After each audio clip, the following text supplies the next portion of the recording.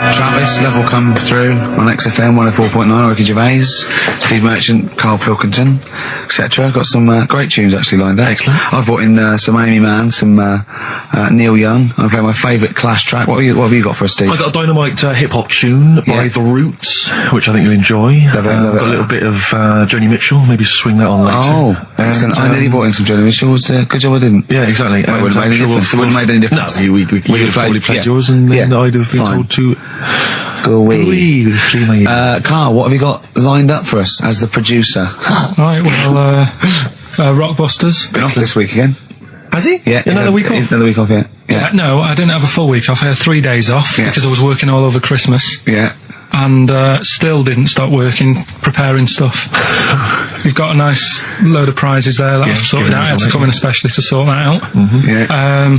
Rockbusters. Did you rifle through the drawers up at Capital Gold instead of down here? Yeah. Rockbusters, we're still doing that.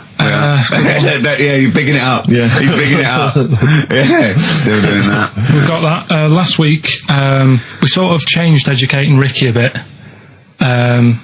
Just a little bit. Don't say we. I don't want to be incriminated in it. Well, changed it in a sense that rather than giving you too much information about different things, it's hard to sort of keep it all in. Yeah. I'm giving you sort of information on one thing. So last week, because some of your stuff was a little bit too intense. My favourite story was there was a blind girl, she hit her head and got better, and I couldn't take all that in at once. So you should really ration some of the education. We sort of started last week war-related stories. Yeah, it was war. Do you think of that then? What and do you it think was of that? three things. And it was the French battle. Going over the top was John's got a moustache, which you think was ambiguous because someone might have said that anyway. Well, look, you've remembered it, so it's working. So we'll be doing that, and last week loads of French people have just gone to war who were listening to this. Yeah. You said you wanted to learn some science this week. Did I? Yeah. so the title this week for that is I said I would sort you some science out. Acid. How long did that take you to come? Listen, but you know, people love Karl. There's comedians come to me and go, Karl's the funniest man. They absolutely love him, right? But I think we're only seeing half of it, right? If we can get him on television, his face then, when he's told me that title, was like a child at Christmas. Yeah. He was so proud of it. He was excited what I was it was brilliant. It's a bit like when a child's drawn a picture in art class, you know you've got to stick it on the fridge, but you basically think it's crap. Yeah. It's very much like that. Alright, Karl? Is that good? Yes. So we'll be doing that. Do we need them? Mm-hmm. Yeah. Have you got another one? I've got another one.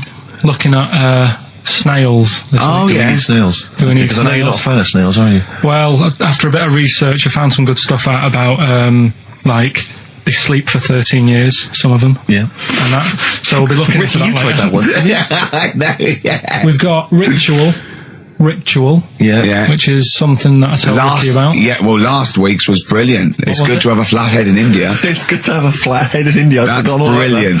Yeah. Well, I'm gonna just play one of my favourite Smith tracks. Can I just make a request? So I'd quite like, if you've got time, to bring back, just for 1 week only, White Van Karl. Sure. Because there's some quite interesting topics this week. Oh, there's things happening in the world. There's some Karl things doesn't think there is. No. There is a light that never goes out. What?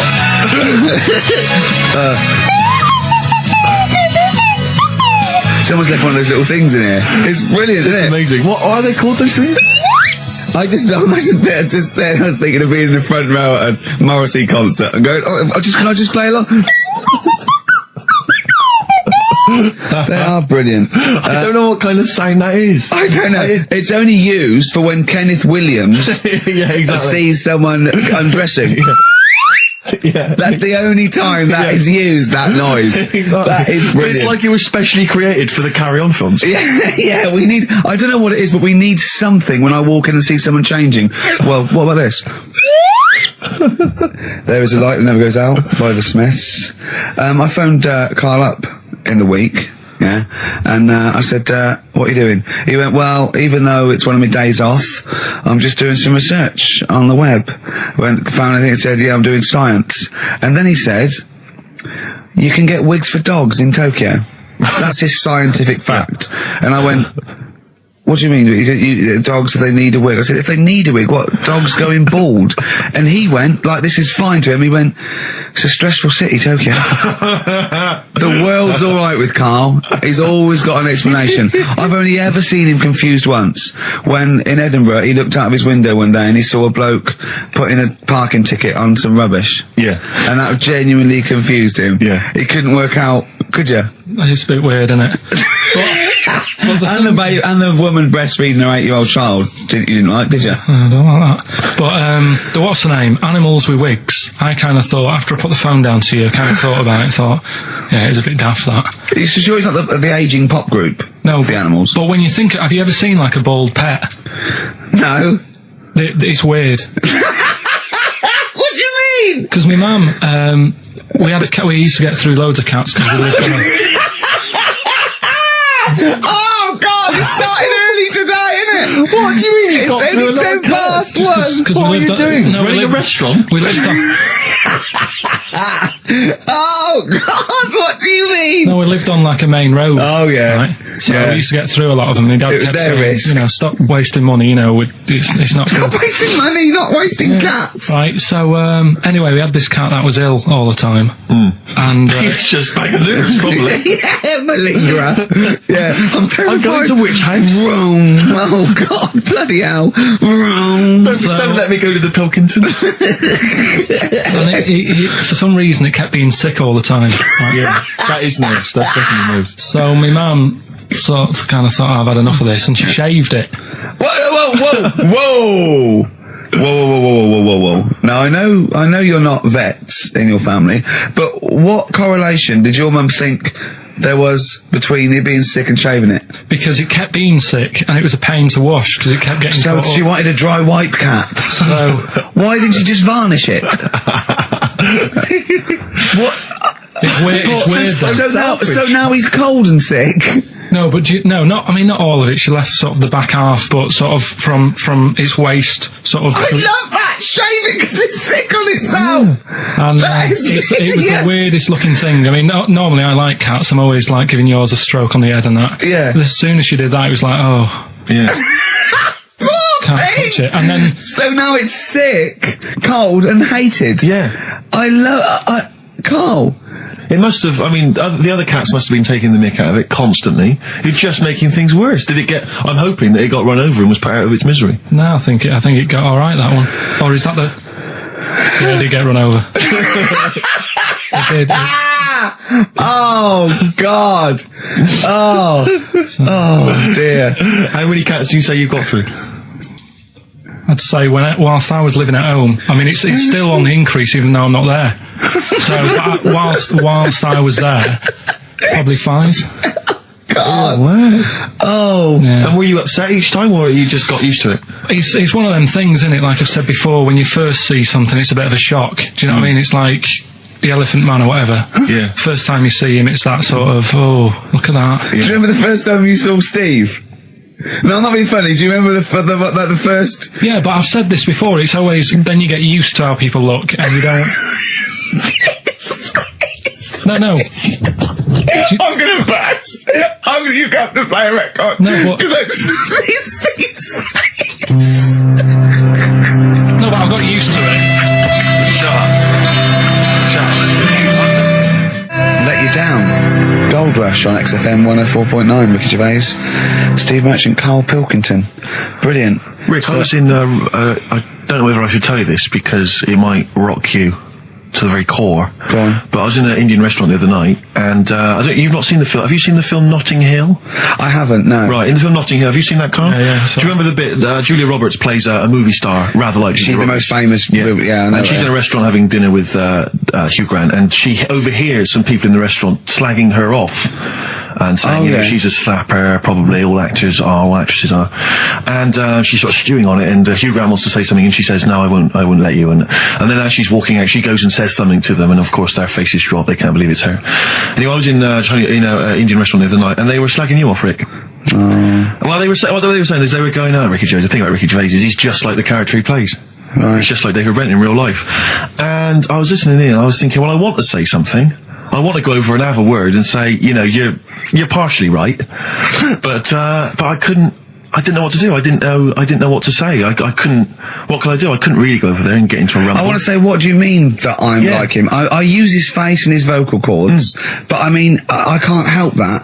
But it's that thing as well of I don't know where they've got this information from. But no. Because you're not. It's so received. they're wrong. Well, so it's they've received it from somewhere, or they've read it or something. It's just. But I don't know. I mean, I can't really be annoyed that they're just wrong. But it was very weird. It's like being annoyed at a vicar believing in God. I can't get annoyed with him. I just don't believe. But because obviously they didn't recognise me, it's rather like, you know, when they talk about that idea that if you could go to your funeral, what would people be saying about you? It's the closest you can get to that. That you can hear what people are saying about your friends.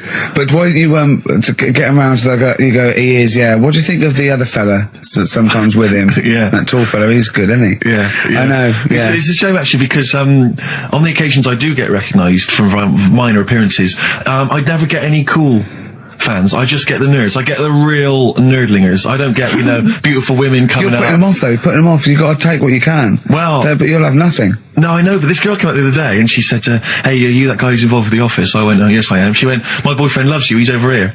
And she pointed him out. I was devastated. I thought, I'm in here. Yeah. There was nothing going on. But there was a guy who was in HMV and he was working with the till. He'd been working with the till and he saw me. He said, would you sign this DVD?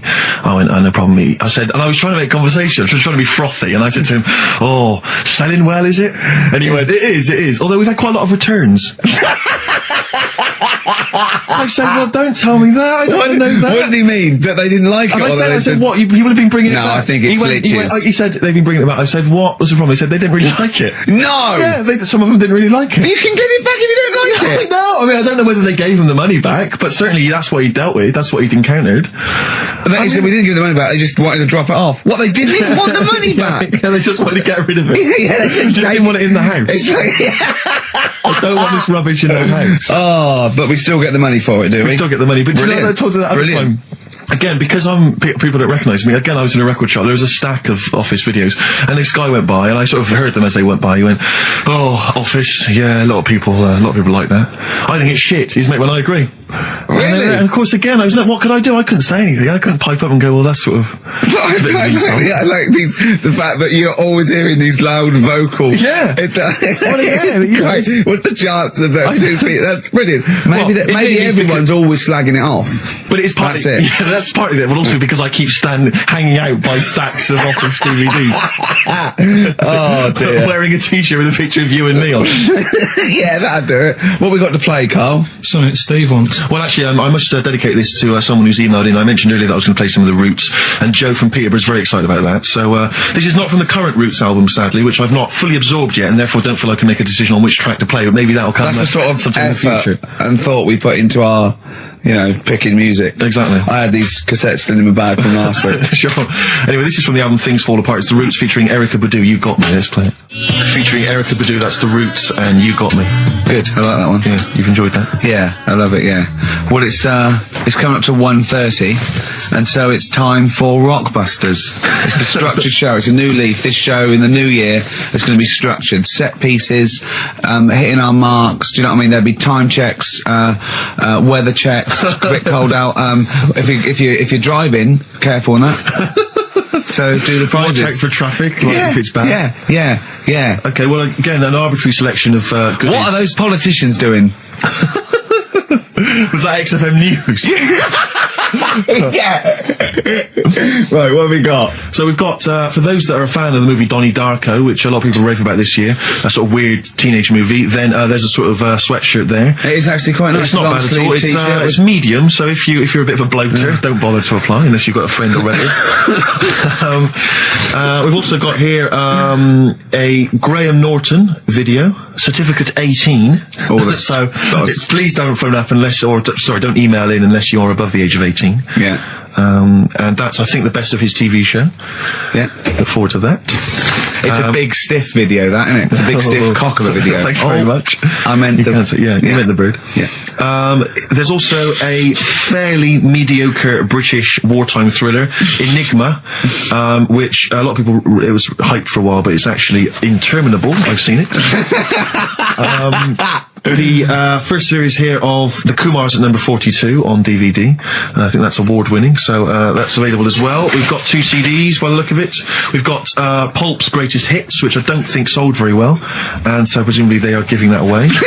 And Johnny Cash's current album, American For the Man Comes Around. There's some good cover versions there. Again, another big sell. A big sell. We're really pushing this. It's quite kooky. Johnny Cash here does covers of things including Personal Jesus by Depeche Mode. We've got Bridge Over Troubled Water, his version of that, Desperado. And anyway, it's not bad. That's probably the best treat in that bunch. Right. And, I'm assuming there's some questions there, Carlo. Yeah. Right, here we go. If you're a new listener, the way it works, I'll give you a cryptic clue and some initials, and it sort of makes up a band. Makes more sense when you hear it, I reckon. Not really. Although people do get it. I just worry about the state of our listeners. Go on. Right, so there's 3 of them. You email in ricky.gervais@xfm.co.uk. It's email only. I repeat, it is email only. We are too lazy to answer the phone. Yeah. Okay, Right. Here we go then. Number 1. There's normally 2 easy ones and a difficult one. Sure. So here we go. Number 1. Don't argue with him. He ain't going to change his mind. Don't argue with him, he ain't going to change his mind. Yeah, that's AA. AA. So that's the first one. He's not going to change his mind. What do you mean, You've got them written out, haven't you? I'm just thinking about what the answer is, so I didn't write the answer down. Don't worry, they get it. Yeah, don't worry. Well, you can't remember it. You came up with it. There's only 3. I know, it's weird, isn't it? No, it's not weird. It's incompetent. Right, the second one, anyway. I hope you get this. I hope you get this. You don't even tell us the answer. This is a shambles. Hang on a minute. Keep going. Go on. He always gets what he wants and doesn't worry about anyone else. He. And you don't know You don't know answer. that is. I'm sure it'll come to me once I see it on email. What do you mean? I get it. You'll agree with them. I'll know if it's the one I had down as the answer. This is brilliant. Come on, Imagine it's Jeremy Paxman doing that. Going, Yeah, University Challenge. Is that right? Go on. Right, so that's that one. Give us that one again. He always gets what he wants and doesn't worry about anyone else. P. But you're confused. I don't understand how you can be confused. Yeah. What's the final one? The third one, I'll have to put that woman in the oven. And that's AB. Alright, quickly give us them again. Right, so the first one, don't argue with him, he ain't going to change his mind. That's AA. He always gets what he wants and doesn't worry about anyone else. That's P. And I'll have to put that woman in the oven. AB.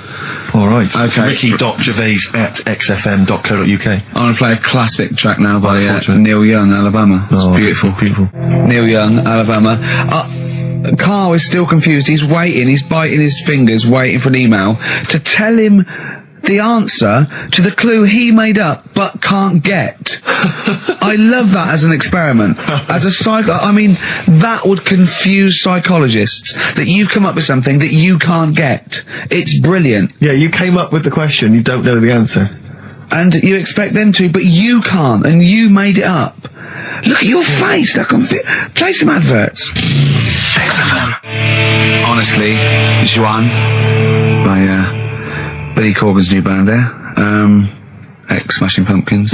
Sounds a bit like them, but I like it. It's alright, not bad. I like it. I like It's good to know, Rick, incidentally, that someone's got the right answer. So Carl relieved. knows the answer, yeah. Brilliant. Well done, Carl. You're a fool. Right. Well, talking of which, it's a long time since we've had any White Van Carl.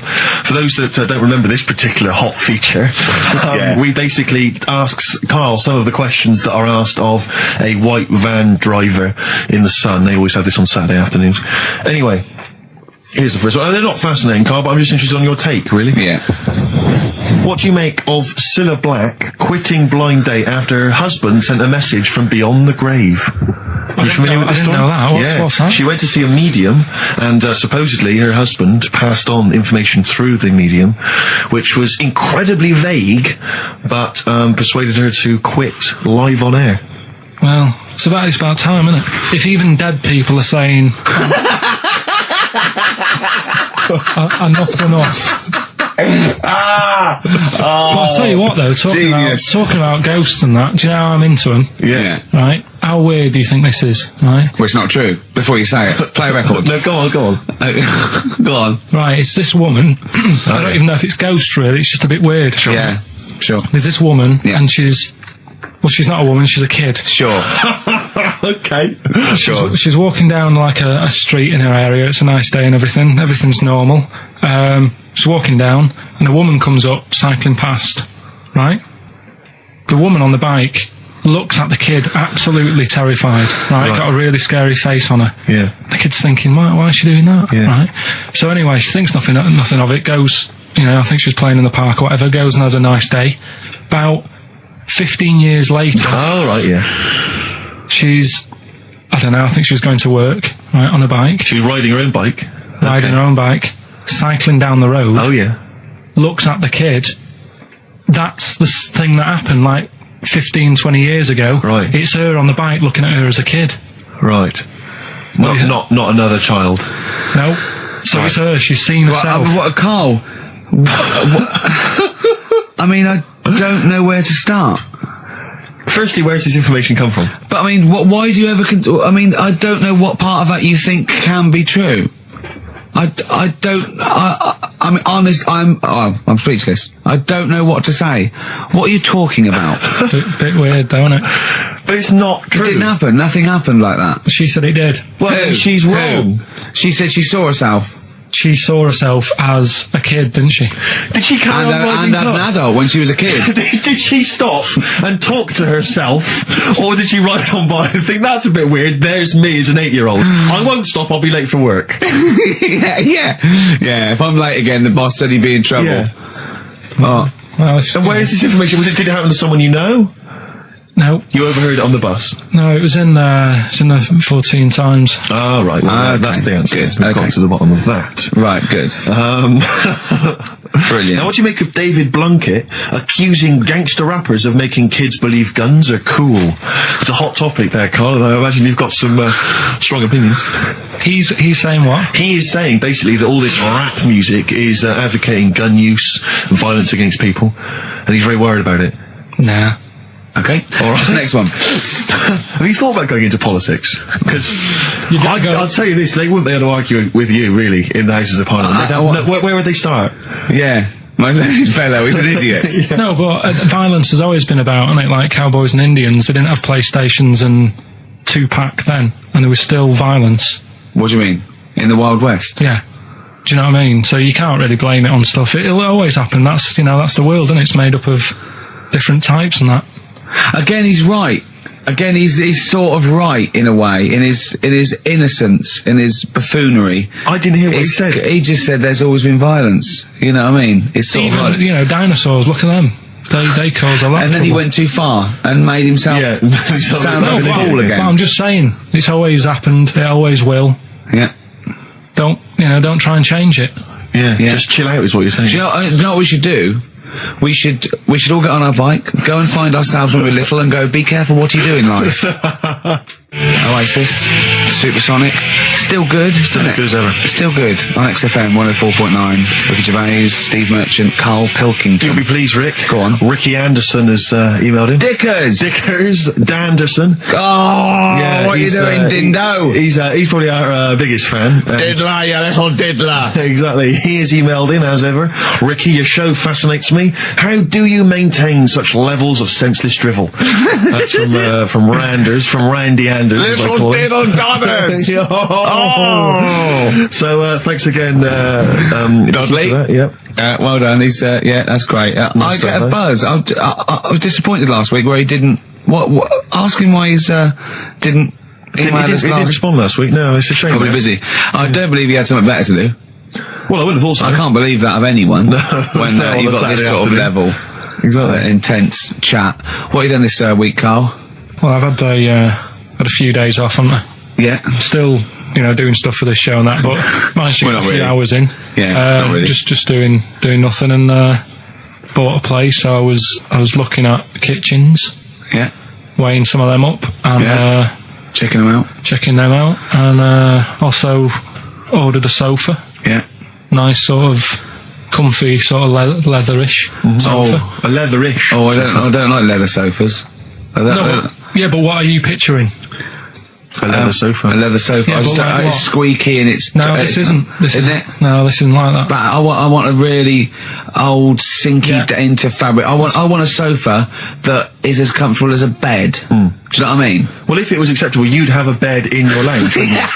If that was allowed, without seeming like you were sort of like elderly, or That would be just good. And I'd have a drip going in. Yeah. Sort of like with nutrients. You know, I can't be bothered to chew. No, you get lager, sort of lager with sort of vitamins. Vitamins and then one going from my knob down to the toilet. To the lavatory, yeah. And with all the remote controls. And that would be amazing. To be fair, you're almost there, Rick. I've certainly seen the toilet tubing when I've been round in the past. My dad's bed, right? My dad would never change his chair. Mine would try and get rid of it because it would just fit to him and it'd just be absolutely dilapidated, right? And What, he had like his own chair in the lane? yeah, his own chair, right? And then, and his bed, right? When, they had separate rooms towards the end.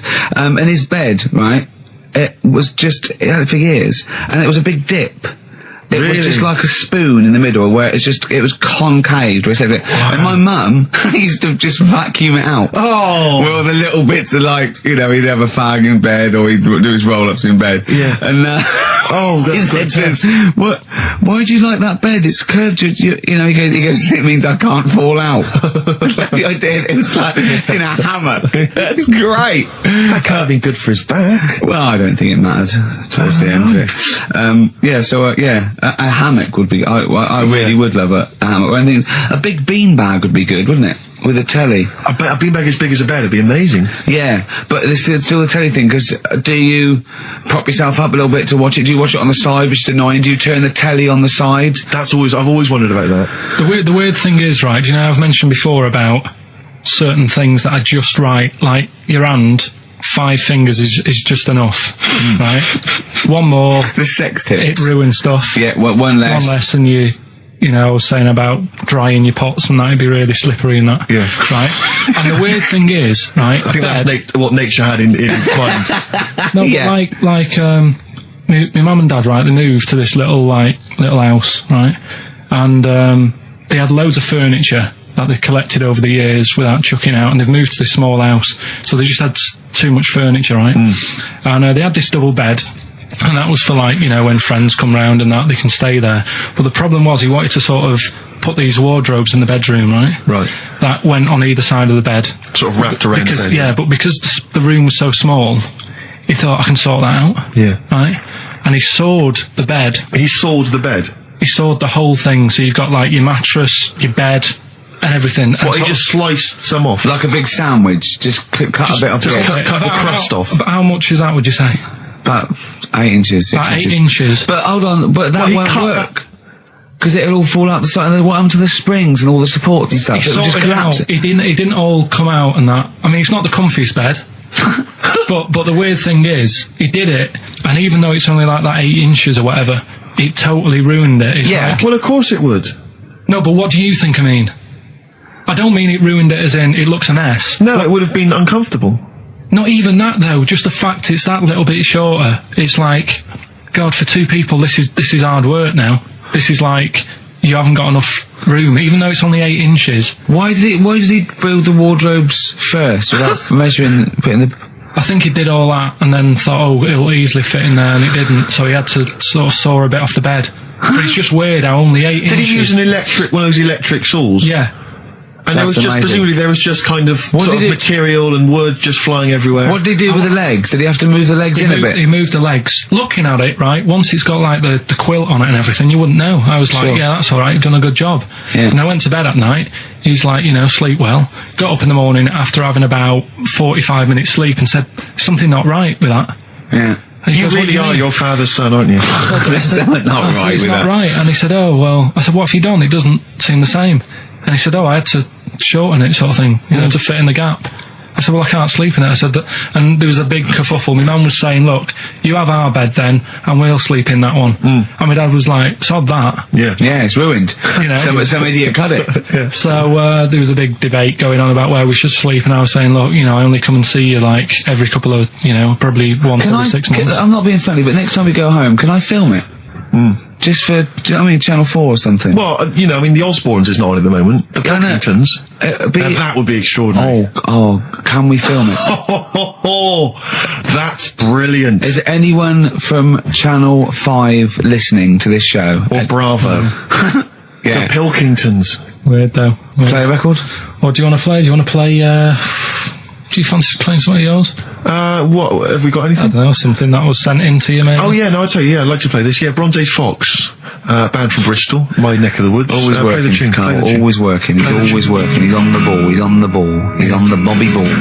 Bronze Age Fox, Sunshine Made the Desert, I've enjoyed that. I love the ending, that's really great, I love that chorus bit, that's really good. Rick, I know what you're thinking of. What? You'd love some, wouldn't you? Yeah, adverts. Lovely. Coldplay, the Scientist, XFM 104.9, I'm Ricky Gervais with Stephen Merchant and Karl Pilkington. Carl, what are you doing? I wish that's how you spoke. Right, what are you doing then? Let's have a quick reprise, if we could, of the Rockbusters clues. Yeah, Rockbusters, if you've just tuned in, you've missed it this week. Here's your 3 Well, no, you clues. haven't, that's why we're giving the clues again. Yeah, no, but if they haven't. Eh? What? Say if they've been busy. Just give the clues again. First one. God. Don't argue with him, because he isn't going to change his mind. That's AA. Second one, he always gets what he wants and doesn't worry about anyone else. That's P. Yeah. And the third and final one, I might have to put that woman in the oven. AB. Interesting. Are we telling him or still? No. People have still got a chance to win those extraordinary prizes. ricky.gervais@xfm.co.uk. We've still got features to come though, Steve. It's incredible. We've still got Ritual. Remember last time? People in India, it's good to have a flathead. Yes. We've got Do We Need 'Em? I've got That's Ridiculous. That's a great game. What should we do next? It's too much. Do we need them out of the way? Do we need them out of the way? Yeah, just Let's explain it again. if you're new, I'm sort of on a bit of a mission to find out, we've got a lot of animals and insects in the world and stuff. Yeah. Do we need them all? It still amuses me. So we've found out we've got to keep jellyfish. We've done octopus. She said we've got to keep them. This week, snails. Do we need them?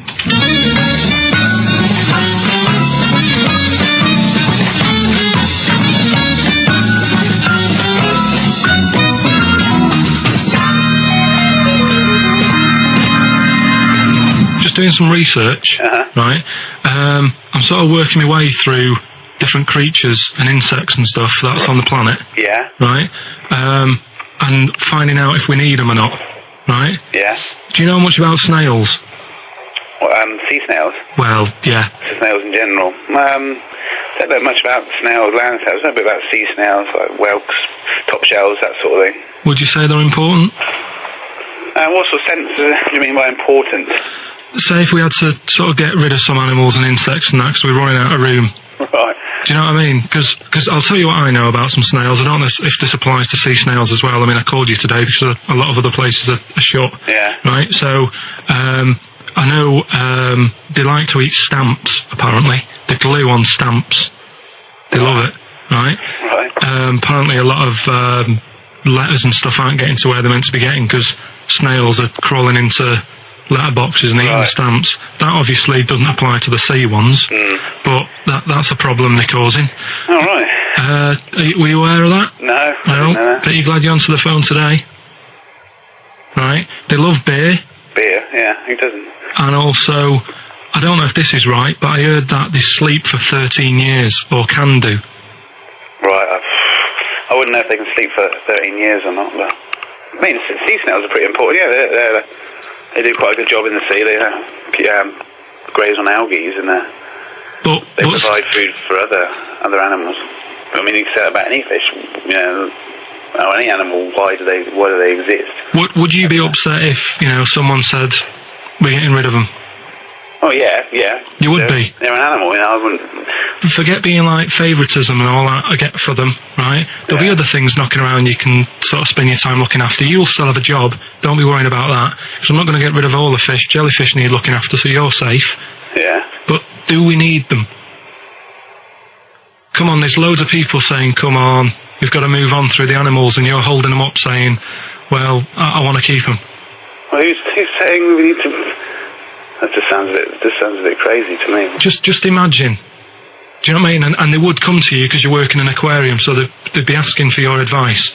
Right. and you're slowing it down. Well, they asked my advice and I'm giving it to them, so, that's what I think, anyway. Yeah, but snails, I mean, like I say, they drink beer and that, what did they do apart from some food for a whelk? They were around, descendants around a lot longer than we have been. Yeah, they've been around a long time, but what have they done? Well, they've survived that long, so they must be doing something pretty good. Well, apparently they sleep for 13 years, so really, even though they've been around for ages... I think that sounds a bit... But I don't think they sleep for 13 years. Not all of them, just the tired ones. So, snails, do we need them? Well, yeah, I just think they've got to, just as, it's not for us to say, do we need them or not, we can't. So you think we should keep them? Yeah, definitely.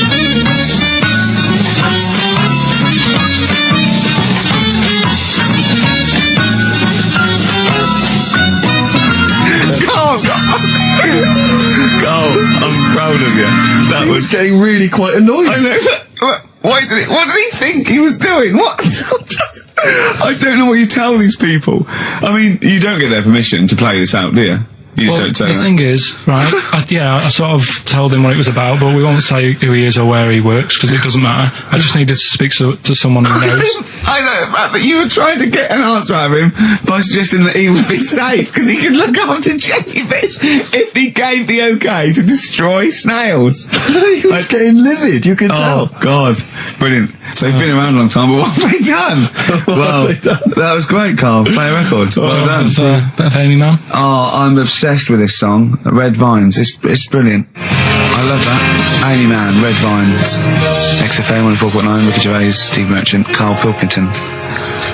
You mentioned earlier when we had our regular email from Dickie Anderson. Yeah. Randers, as I call him. Dandy son. Yeah. You mentioned it because we didn't get anything from him last week. We didn't get anything from him last week. Anyway, he's obviously listening. Rich, because he's emailed in to explain his absence. Dear Ricky, sorry for not tuning in last week. Only I was in HMV returning the 14 copies of The Office I got for Christmas. That's from Randers. So, he's explained himself. Oh, he's dear. excused himself. Oh, Anders, we should get him on one day. Yeah. Right. Okay, Carl. That's ridiculous. 3 amazing scientific facts, one of which is spurious. Okay? Okay, 1. Girls can't throw because the part of their brain that allow men to throw properly in a girl is used up in emotion. 2. Gravity isn't instantaneous. It works at the speed of light. The force of gravity. 3. Statistically, you're more likely to be trampled by a donkey than dying in a plane crash. Now, even though the last one sounds daft, I think I've read that. About the donkey thing. Okay. So, girls... What's the first one? Girls can't throw properly because the part of the brain that allow men to throw is used up in emotion in a woman. Yeah. Gravity isn't instantaneous. It works at the speed of light. So when you drop something, the force kicks in at the speed of light. What do you reckon, Steve? Well, it's not for me to say. Is this a trick one where none of them are ridiculous? Or one of them's one of those 3. One of those 3 is not true. Right. Well, it's definitely not the donkey. Right. So. I reckon the girl one throwing stuff is ridiculous. Yeah. Correct. Well done. Well done. Well done indeed. Yeah. Very well done indeed. That's 2 out of 2 he's got so far. Well, there you go. Well, I'll teach you some stuff now. Right? I've always been fascinated by the donkey fact, because it is an extraordinary fact that more people are killed apparently by donkeys than they are by airplane crashes. Well, I suppose in countries where they're used and used a lot, that they go a bit mad and squash it. But my concern is that when you go on a plane, there's so many checks. I mean, it takes some 40 minutes to go through all the checks: the air pressure, the cabin pressure, the fuel, checking the flights, the takeoff, all the rest of it. Our checks for donkeys. Nothing. Did someone close the gate? I think so. Exactly. That's our that's Is he donkey annoyed? checks. Is he annoyed or not? You're not working him too hard, are you? Yeah. He's got his hand. Is there two holes for the ears? Yes. Well, I think that's what's happening. I don't think it's accident. I think they're picking us off. I think they're so annoyed that a nickname for them is ass. Yeah. And they've got to wear the little hat. You know, they've got to ride kids. You know, give kids rides on the beach. And now I think they're just sort of annoyed. Yeah. Maybe they're sort of just picking us off one by one. Yeah. Teaching us a There's lesson. not. If we had the same stringent checks on donkeys as we do on international flights, maybe there'd be a little less death. Exactly. Wise words. Cheers. Wise, if slightly incoherent words. Go on, Carl. Got that right. Acid. I would sort you out with some science. Brilliant. I forgot the puns in mine, didn't I? I forgot the puns. Go on. Right, so, you asked to sort of be taught some science and that last week after being taught about war, so, did some research. And, there's a few things, I think we'll just cover one of them now. Go on. We talked a lot about hairy kids. We have discussed that a I love lot. the fact that Simon Sharma has never started a programme like that. The Jacobites. We've talked a lot about hairy kids. Go on. It's a little bit, I mean, it's not your traditional science stuff, but it's still Well, left interesting field. and it's a little bit, you know, it's still... Yeah, we talked about hairy kids. We have disproportionately, honestly. I think this show's talked about hairy kids more than any other radio show. Well, it's one that... Sorry, I noticed both of you there dropped the H, or the H, or however it's I had to, 'cause So it's airy kids, means yeah. hairy. Yeah. Hairy children, not Yeah, sort of airy, kind of light-headed or... Yeah. Well, there was the case of the one who lived in China. Yeah. And, Which was weird for two reasons, wasn't it? yeah. Well, go on. One was like, he was covered in hair. That's already weird. And the doctor sort of checked him over and said, well, yeah, he is hairy, but he's quite healthy, apart from he had a little bit of eczema and a boil. That was the main bit of the story, wasn't it? Yeah. But this one, right, we have sort of talked about it, and you weren't having any of it at the time. What? This next bit of science I'm telling you about. Go on then. Right? Remember when I told you about a lad who was living at home with his mum and dad, right? Everything's, normal life, go to school, that sort of thing. Yeah. Then, I think his mum and dad had an argument, and it kicked off a bit, and he thought, I'm sick of this. It's happening all the time now. They kept having arguments, so the kid ran off into the woods. Mm-hmm. Oh. Yeah. Right? God. Now, he left, he went and ran in the woods, and he ended up living with some monkeys. Right. Right? And he thought, this isn't a bad life, there's no arguments going on. Sure. He was getting on with them. And the He weird loves thing bananas. is, this is where the science bit comes in. Oh, sure. He grew a load of hair on his body. That's not true. It's not true. It is true. It's an acquired characteristic. I bet someone will back me up on this. But no, you can't. You can't grow hair like that. You might get a little bit more down here. They might, the erectile tissue might, they won't fall out as much. That would, but you don't actually grow a big mane if you're cold and you're a human. Well, he did. This lad did.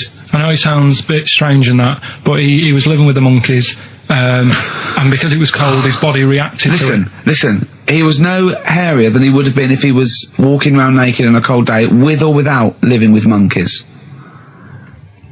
The fact that he was living with monkeys makes no difference. No, I know, but I'm trying to get, picture it in your head what he's like. Although Mickey Dolenz was always pretty hairy. Right?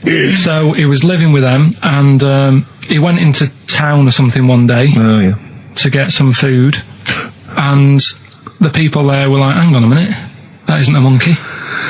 He went in naked. No, he was there covered in hair. Yeah, but naked, but covered in hair. So it was decent. It was. Yeah. But that was the weird thing. They thought it was a monkey in the shop. And then So presumably he had a big long beard as well, because he couldn't shave, could he? No, he was just covered. He looked like a monkey. And they were happy to serve the monkey, were they? There's a monkey, he's How buying did a he walk? newspaper and How some did he milk. walk? How did he walk, Carl? Did he walk upright or whistling along? The picture that I saw on the internet, he was on all fours, but I Course don't he know if was. that's when he was Course he running was. away after they'd sort of, realised he was a kid. But this was a So he was picture. a kid as well. He wasn't even like an adult with the beard. No, he was a kid. Brilliant. And The beard people kicked in a little bit So earlier. listen, so the Go on. people caught him. You're an idiot. The people caught him, Yeah. shaved him, right? Got it all off, didn't grow back again. Right. You're an idiot. Well, like I say, people will have heard this story or read about it. You're an idiot. And they'll email in. They don't let me down. And they'll agree that you're an idiot. No, they'll have seen the story. You're an idiot. So that's a little bit of science. You're an idiot. Libertines, Time for Heroes, and XFM 104.9. Right, okay, so have you got anything that is science as opposed to nonsense? Well, Kid went off with some monkeys, grew hair, came back, shaved him, it didn't grow back. I mean, just think. Right, something else. there's a few things I found. Yeah. There's a fella Oh, God. who had hiccups for 69 years. That was a bit annoying. Yeah. There's a dog with the wig that we've discussed. Imagine if you just tuned in. Yeah. There's the dog with the wig that we've already discussed. Did we discuss that? Not really. Did I not tell you what he said? I did, didn't I? Yeah. Oh, yeah. What else have we got? Well, there's something here that you sort of know. Is this going out live? Yeah, this is happening, right? Right, go on. But remember when you talked about sponges? Yeah. If you get a red sponge and a blue sponge, You liquidise them, pour them back into a tank. After a few hours, they know which was which, and they reform as a red sponge and a blue sponge. yeah. Yeah. I thought that was weird when you told me. Yeah. Looked it up, did a bit of research. Yeah. Thought that's sort of sciencey. Yeah. You can do the same thing with a mouse's brain. Okay. Explain a bit more. No, you can't. If you get a dead mouse, Yeah. put its brain into a blender, blend it up, leave it standing for a bit. Making that up, aren't you? You're confusing this. You've watched Nigella Lawson make some sort of pudding. No. What do you mean? It won't work with the brain. Well, it does with I mean, not human brain. Don't be trying that. Although, No, a mouse one. A mouse one. and what happens? It sort of reforms. Goes back together again. No, because apparently it's made up of the same stuff as... But it doesn't, does it? Because if it's dead, if it's a dead brain, the cells can't act anyway. The fact the sponge is that it doesn't kill the cells, it liquidises them, it doesn't kill the cells. Yeah. So it couldn't be a dead brain anyway. It would have to be a live brain taken out from a live mouse for the cells to be getting oxygen and working and being sensitive to each other. And that, I don't see how that could work like it does in sponges. I mean, do you know what I mean? You're not a scientist. I've just sort of read it and gone, oh, that's interesting, I'll tell Ricky and Steve about it. Yeah. You're quizzing me as if I've come up with it. If someone else has done it and said Yeah. it works. Sure. So I'm not... Do you think ghosts are behind it, or do you think there's a scientific explanation for it? No, it's just one of them weird things, isn't it? Yeah. So that's what you sort of science covered for this week. Well, that was another barnstorming feature from Karl Pilkington. Is that it? Is that the two things you got Thanks this very week? much for that. Well, I mean, There's nothing behind them. Do you know what I mean by this? There's not like a weight of intellect behind these facts. Why don't you make that your science project for this week? Find a dead mouse somewhere, Carl, and a blender.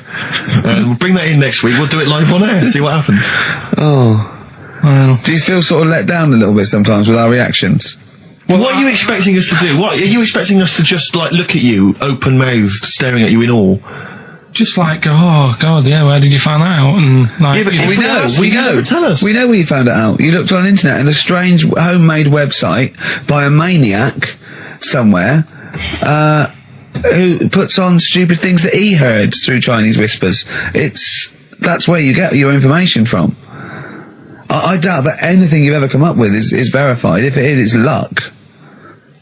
But what do you expect me to do for you? Do you know what I mean? I'm just... I'd like to know what the source of the information is. I'd like it to be, a research study by the University of Columbia, rather than, a guy who calls himself Mr. Pickles. On a website somewhere. www.lunatics.com. I mean, oh God. Some kind of evidence, do you know what I mean? I must warn you now, you know that Steven Spielberg thing's coming, Taken? Yeah? About alien abduction. When you watch it, just remember this, it's not a documentary. Okay? Alright. Alright? You remember E.T.? We were discussing that earlier. That's not fact. It's actual fact. Brilliant. Black Star Radiohead from the Bends on XFM 104.9. Rick John has emailed in. Yeah. It looks here like he's maybe trawled the web himself. I mean, I don't know if people just immediately leap onto the web every time Carl says something in his defence. I think our listeners are always on the web. Yeah. Anyway, he seems like he's reprinted here a news story, which seems to confirm Carl's Monkey Boy story. Yeah, what was the news Doctors story? baffled by boy 6 covered in ape-like hair. Doctors in Kazakhstan are baffled after finding a 6-year-old boy covered in ape-like hair. Yeah. The boy, called Ablay, was found in a remote mountain village close to the Chinese border. He's covered in thick hair from head to toe and has an oval-shaped skull. Doctors suspect nuclear radiation or a genetic disorder may be responsible. Fine. But this is an interesting bit here. But sorry, it's not that you could have genetic defects. I've seen lots of people born with long noses, 5 feet, etc. I'm saying that he wasn't normal. he wasn't normal, and then went to live with monkeys and grew the hair. Well, that's my true. point. But it says his mother and father are distant relatives. Such marriages are common in the Kazakhstan mountain hamlets. Now, the village elders were consulted as to what to do with him, right? Now, these are the village elders. These are the wise men of the village. These are people, presumably, that all year long are telling the village how to live, how to survive. Yeah, you're in charge because you've lived longest. Yeah, exactly. You presumably are solving any kind of moral conundrums, Yeah. any sort of awkward things. Do you know what they suggested that they do with their hairy son? Go on. Send him to the circus. The Carl's nodding. Put him in the circus. That was what they suggested, and the mother actually wanted him to go to school. Instead of the I don't know, school or circus, I don't know. We don't know what's better for him. Exactly. I'm not sure. We must consult the elders. What do you think, Carl? It's not a bad life, is it? What, the circus? Yeah. Well, you ran Kids away will from love it. Yeah. Love it. But remember that thing that I saw about that fella who, I don't know if you should talk about it really, it's a bit... Go on. Tell us now. You hooked me. Come on. You can say it. It's okay. What, are you worried that it might be insulting to someone? Well, it's not nice, but... Well, you're not taking the mickey out of it. You're telling us... Go on. It's just, it was in that book again that you got me. You know, the book full of weird people. Go on. And things that are wrong with them, and hairy people, and... Yeah. Lad with 3 legs and that. There's a fella... basically just a head and a little body on a skateboard. Yeah. Right? Picture of him having a shave. And he was shaving with his mouth bit. With his tongue. Like that on the radio. Yeah. Just like- Carl is now doing an impression of a man shaving with his mouth. Yeah. Well, it's just a head, bear in mind. He's doing an impression. Imagine a head with a very tiny body on a skateboard shaving with its tongue. That's what Carl was doing. And he was depressed because he kept getting hats for Christmas. But if you were him, you would just grow a beard, wouldn't you, rather than... Oh, God. Rather than go through all But you that get hassle. it caught in the wheels of his skateboard. Clash. Rock the Casbah on XFM 104.9. Nearly it. Ricky Gervais, Steve Merchant, Karl Pilkington. So the answers to this week's Rockbusters. Yeah. Can you give us the clues again in the answers? Yeah. The first one was... don't argue with him. He ain't going to change his mind. The initials there were AA. That's adamant. Yeah. All right. That's good. That's a good one. Second one. He always gets what he wants and doesn't worry about anyone else. That was P. That was Pixies. Picks his. It kind of works, yeah. And the third one. I'll let you have that one. I'll have to put that woman in an oven. That was AB. That was Anita Baker. Anita Baker. It's good. Anita Baker. Anita Baker. I'll let you have all 3 today. So You've done well. So do you want to pick a winner, Steve? Well done to Mark Leder from Bow. He wins those fairly mediocre prizes. Enjoy them. Oh, brilliant. Oh, well, we've had a few laughs. We've had a few laughs, a few tears, a few scientific breakthroughs. Exactly. Got to get a picture of Carl somewhere in the national press. Just his little round head there. As an email here, Carl is trying to distract attention from the fact that he is a monkey raised among humans and horses and has failed to develop hair. I can just imagine him being the second cleverest in a troop of monkeys. You know what I mean? Second cleverest. You know what I mean? So, Picking fleas out of their hair. Oh, look at his little face. I'll tell you what. Heat, I'm gonna get a picture of you. Just put it in the radio section of Heat. This is what Carl looks like. Oh, another email. Someone said, when the monkey boy went to the shops, he was naked. Where did he keep his money? Good point. It didn't happen then. Right. Oh, So that's that. We didn't even do all. What do you mean? We didn't get round to ritual. oh, come on, give us No, we ritual. haven't really We got have time. quickly. No, We have got time. Just do it. Why haven't we got time? It's 10:02. Right, well, we've got a long track to finish on. Well, just do it. Are you familiar with the place called Go on. Easter Island? Yes. Yeah. Do you know what they do out there? Eat eggs. I don't know. Well, that's Go on. close. Go on. Right. What they do, right, there's a load of people living on an island, Yeah. Easter Island? and to find out who's going to be running the place, they don't hold elections, do they? they have these birds that lay like expensive eggs on an island. Expensive eggs! Yeah. They lay expensive eggs. Fabergé eggs. Yeah, go on. On this island, Yeah. Easter Island? once a year. No, off it, like about 2 miles out. Right? Oh, yeah. And Wixton Island. The sea. True Tuesday. Yeah, Pancake True Island. Tuesday. No, Steve, we'll play off no, tell us. Right, finish Next it now. week, next You week. don't you dare. I'll See you later. Johnny Mitchell. You. Blue Motel Room from the album Nigeria. It's the song for the ladies this week. Thanks for listening. Next week. Hickory Dickory Dock, some lads there just wrote a song called Clocks. The lads are Coldplay.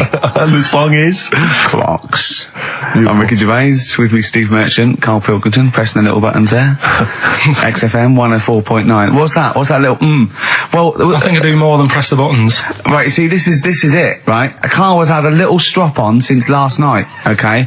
And it's He's had a little strop on. yeah. You said strop on. I just wanted to clarify. And I don't know why. He says that I'm an annoying person. He says that I wound him up, right? Which I don't know. He says that you're winding up because you're sort of like negative about I'm everything. negative? Yeah. And but what I think it is because we pointed out that his lateness is unacceptable. Yeah. He said meet you at 6. He turned up at 20 past. He said, well, someone stopped me in the corridor. I don't care. I've got stuff to do. We had stuff to do. I think we're a bit busier than you, Karl. You've got one job. We've got loads of jobs. I keep telling you that. You got one job in a little room, a 9 to 5 there, that you don't even get done in 9 to 5. That's why you're late and mucking around all the time. There's loads of work to do. Yeah, one Right. job. No, Cool. it's not. It's one job with a lot of other jobs in it. It's like those little Russian dolls you get. Right? Well, it's not, Don't is have a it? go. Yeah, it is. Yeah. Everyone thinks, oh, he only sits in his studio messing about, making songs a phrase. That's what I do in my free time. Which we've got coming up later. Super slick. I still dear. think 20 minutes late is an outrage. Though, Yeah, Karl. 20 minutes late is... Yeah, but I didn't say bang on 6. I you said said around 6. 6. No, you didn't. You said 6, which means 6. Well, it doesn't. Wait, sorry, it doesn't. If I was a newsreader, I'd say, yeah, you've got to be on time. Do you know what I mean? If it was a 6 o'clock news, I wouldn't want to be late. But it's the fact that I said to you, I'm busy, I've got stuff to do. No, you didn't say that. You said 6 o'clock to sort out tomorrow's show. I didn't. I know what I said. So Yeah, well, You don't, because I remember you sent me a text. You didn't even. It wasn't even a phone call. You didn't even have the politeness to call. Stephen has stitched him up by being a text. little bit more Busy. precise than him. It was a text, and it said, "See you around 6 tomorrow?" Question mark. around. You just said it. Well, Around give us 6. That doesn't count. That doesn't mean anything. Well, yeah, no, he does. What? So that? All right, You Rick. told me he said 6. Well, he did. I'm paraphrasing. 6 o'clock, Rick. To me, even if it was around 6 o'clock, that would be 5 to 6 or 5 past 6. It would not be 20 minutes after the event, because that is late. Well. Well, you've got nothing. You see, you haven't even got an excuse. Yeah, but then I turned up, right, and I said, right, well, let's not argue about this. Let's come up with some good new features, because we've been in Cheapest Chimps. That's gone today. Good news. He never liked Cheapest Chimps, Carl, did he? Right, he never liked it. Do you know what? Do you know who's took it further? Go on. Donald McIntyre.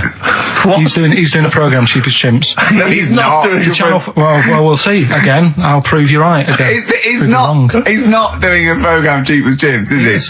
he? He's not. What do you mean? He's doing. I saw a trail on Channel 5, and it was saying, you know, Is he's it done 5 this. or is it about 20 past 5? He's doing this, he's done that, you know, now see him on Channel 5 because he's moved to Channel 5. Right. He's saying, first big problem, chimps, you know, they deer and that. And, No, they're not dear. He's getting confused.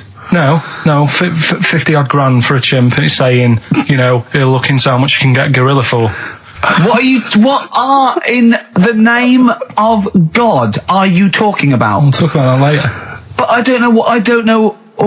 I'm just saying that's another idea. And that then, Steve so seems to go do. on, you got off. This is why you never get stuff done and you're Yeah. late. You got off the point. You were talking about arriving late. Yeah, I know, but I'm just saying to you now, I turned up late, so I said, right, well, let's not argue. Yeah. I said, let's do some stuff. Yeah. You weren't having any of it. I think at one point you were trying to be sick on my leg. I do remember that. Yeah. Why? Just for fun? Yeah. All right. That's when I started getting annoyed. He was very annoyed last night. No, yeah, okay. Yeah, I can see where that could be annoying, but you just got to think, hey, look, so what? It's, Well, I think you rub each other up the wrong way. Yeah. That's the problem. Well, no more Cheap as Chimps today. Right. Nothing to replace it because we didn't have a chat. Songs of Phrase, we're doing that. You can win some stuff. Yeah, we've got the film that we haven't done for the last 2 weeks. The final film, we won't be doing that. Let him down. It's 2 weeks. So you're 2 weeks late on that. Can I just ask, guys, is there going to be some great music? Yeah, well, what I've got about something from the Only Ones? Yeah. Another planet. Brilliant. Another girl, another planet by the Only Ones on XFM 104.9. I'm Ricky Gervais with me, Stephen Merchant and Karl Pilkington. Karl, cheer up. Come on. There's a war on. Chill out. Yeah. I have to say, you have become increasingly annoying recently, Rick. Me? Chiefly, I tell you what it is, I think it's the hot weather. Can I just remind you, when we were in the office recently, we've got a little office that we write in, we work in, and many moons ago, we were doing some work. This was when we were writing the first series of the office, and I was just typing something up we'd written, and I read it back to Ricky, just to check he was happy with everything. I was reading it back, and as part of the thing, there was a knock in the script. It said, knock, and so I was acting out for him, and I knocked like this, and I realised he wasn't listening. He was in fact asleep underneath his desk, and I knocked like that as part of reading the stage directions. I knocked. He thought someone was coming in. He leapt up, plunked his head, zipped up, thought someone. I said, Rick, it's not. I'm just acting it out for you. He just wasn't paying attention. He wasn't listening. And can I just throw in? So recently we're in another office. We're typing away. I look round. He's got his shirt off. It was hot. He's taking his shirt off, right? So he sat there, 41-year-old man, or whatever you are, 40-year-old man there with his shirt out. Beautiful. I mean, I've seen most parts of your body now at one point or another. I think from the early days when we used to work at XFM, you started showing me bits of your anatomy, which is something he does to people he likes, friends of his. I'm sure you've seen most of it, Karl. No. And so, it's not that sort of relationship. He was sat there, and there was a knock at the door because we'd asked someone who worked in the building to bring us something. And so I had to delay it by sort of not opening the door so he could get his shirt back on. Yeah. So he was running around trying to get his shirt back on. So what would they have thought? They'd have walked in, he'd have just been sat there, stripped to the waist. Didn't they sort of think, hang on, what's going on? Look through the keyhole. No. It was ludicrous, because as they came in, he was flustered and he kind of was just leaning against the window, just looking like, I often stand here with my shirt back to front. I was getting like Bernard Manning. You see Bernard Manning, whenever he goes into the house, he has to go upstairs to take his trousers off. I love that. The fact that in your house, you've just got your pants and your vest on. That's what you want to do. Yeah, but it's all the time. It's not just, you haven't done that with me, taking your clothes off and that yet. But, last night we were sat in the pub and I was saying, right, let's not even worry about new features then. Let's get the current ones, going. Like what? Good. Like, the one that I was trying to work out, the cheeky freak of the week. Think of that! Yeah, but Think of that, though, as a normal conversation. Yeah, I'd looked online, right? I didn't find that much. I found, actually, I'll tell you what I found later. Brilliant. We're looking for them, right? And then at one point, I think you said to me, go and, what about the Guinness Book of Records? Yeah, they'll have, the in the world or whatever. Yeah, ever. So I said, yeah, bring one in. Now, you've got one at home. Yeah, I've got a couple. But you couldn't be bothered carrying that in today, so I had to go out of the pub that I was at. Yeah. Nip into Borders. Yeah. Buy Guinness Book of Records. Yeah. Out of my own money, $18.99. Yeah. Bring it back, and then you said, I don't know if I want to do this feature. So it cost me 20 quid for that. I had to buy a video for Silence of the Lambs film clip. I'm actually out of pocket at the end of this. But do you want to work with me is the thing. If you want to work with people would pay that sort of money to work with me, Karl. You're a lucky bloke. Think how many people think, Karl, he gets to drink and sit. Yeah. You making a cup of tea and I surprised, didn't I? Little surprises. Last night, when I left the pub in a bit of a mood because I was just fed up with not getting anything done. Yeah. Walking down the road, I was thinking, how can I get out of this? How can I stop having to work with them? And thinking, I wonder if I leave, I wonder if they'll be funny and they'll go, and then my boss will be giving me stick. And thinking, how much notice have I got to give out? And all this is going through my mind. I'm walking home and I got in, said to Suzanne, I'm sick of it. She's going, you need to do it when I get a new kitchen. And I was like, yeah, but how big does the kitchen need to be? I was saying, do we need a big kitchen? Can we get a small one? Have we got enough for a small kitchen? Do we need so many cupboards? Can we just have wood instead of steel? All this, trying to get out of doing this. Yeah. It's always, I always feel like, you know, because I like to think that I'm not perhaps as bad as him. Yeah, You no. annoy me in different ways. Like what? How does he annoy you? Well, stuff that, you know, I come up with ideas, say Cheap as Chimps. Yeah. Rockbusters springs to mind. Yeah. 15 like Taiwan. 15 Taiwan. Let's just remind people what 15 Taiwan was. It was a little feature that I wanted to give a run, you know, give it a little run, see if people like it. The premise being? No, there's no premise, it's just a title. No, we were going to get 15 sort of ornaments, you'd explain them, and then people would call up and say, that one's from Taiwan. See, God, you just explained why I didn't think that was a good idea. Yeah, By explaining the good... No, the funny thing is, Steve, right, I was walking down Regent Street on Monday, walked past one of these big stores, right, and they've got all famous quotes on the windows, right, and one of them was something like, an absurd idea is often a great idea. Yeah. Do you know who said that? Go on. Einstein. Yes. Which made me wonder, if you were his mate, would he ever have done E = MC squared? Or would you have said, don't bother with that, it's not going to work? Because that's all you seem to do. Everything I come up with, you put down. Yeah. Well, that's one thing. He's negative, right? I don't know why. I don't know why he is. What else? He messes me about. I get him concert tickets for stuff, and you say, oh, I didn't bother going. Yeah.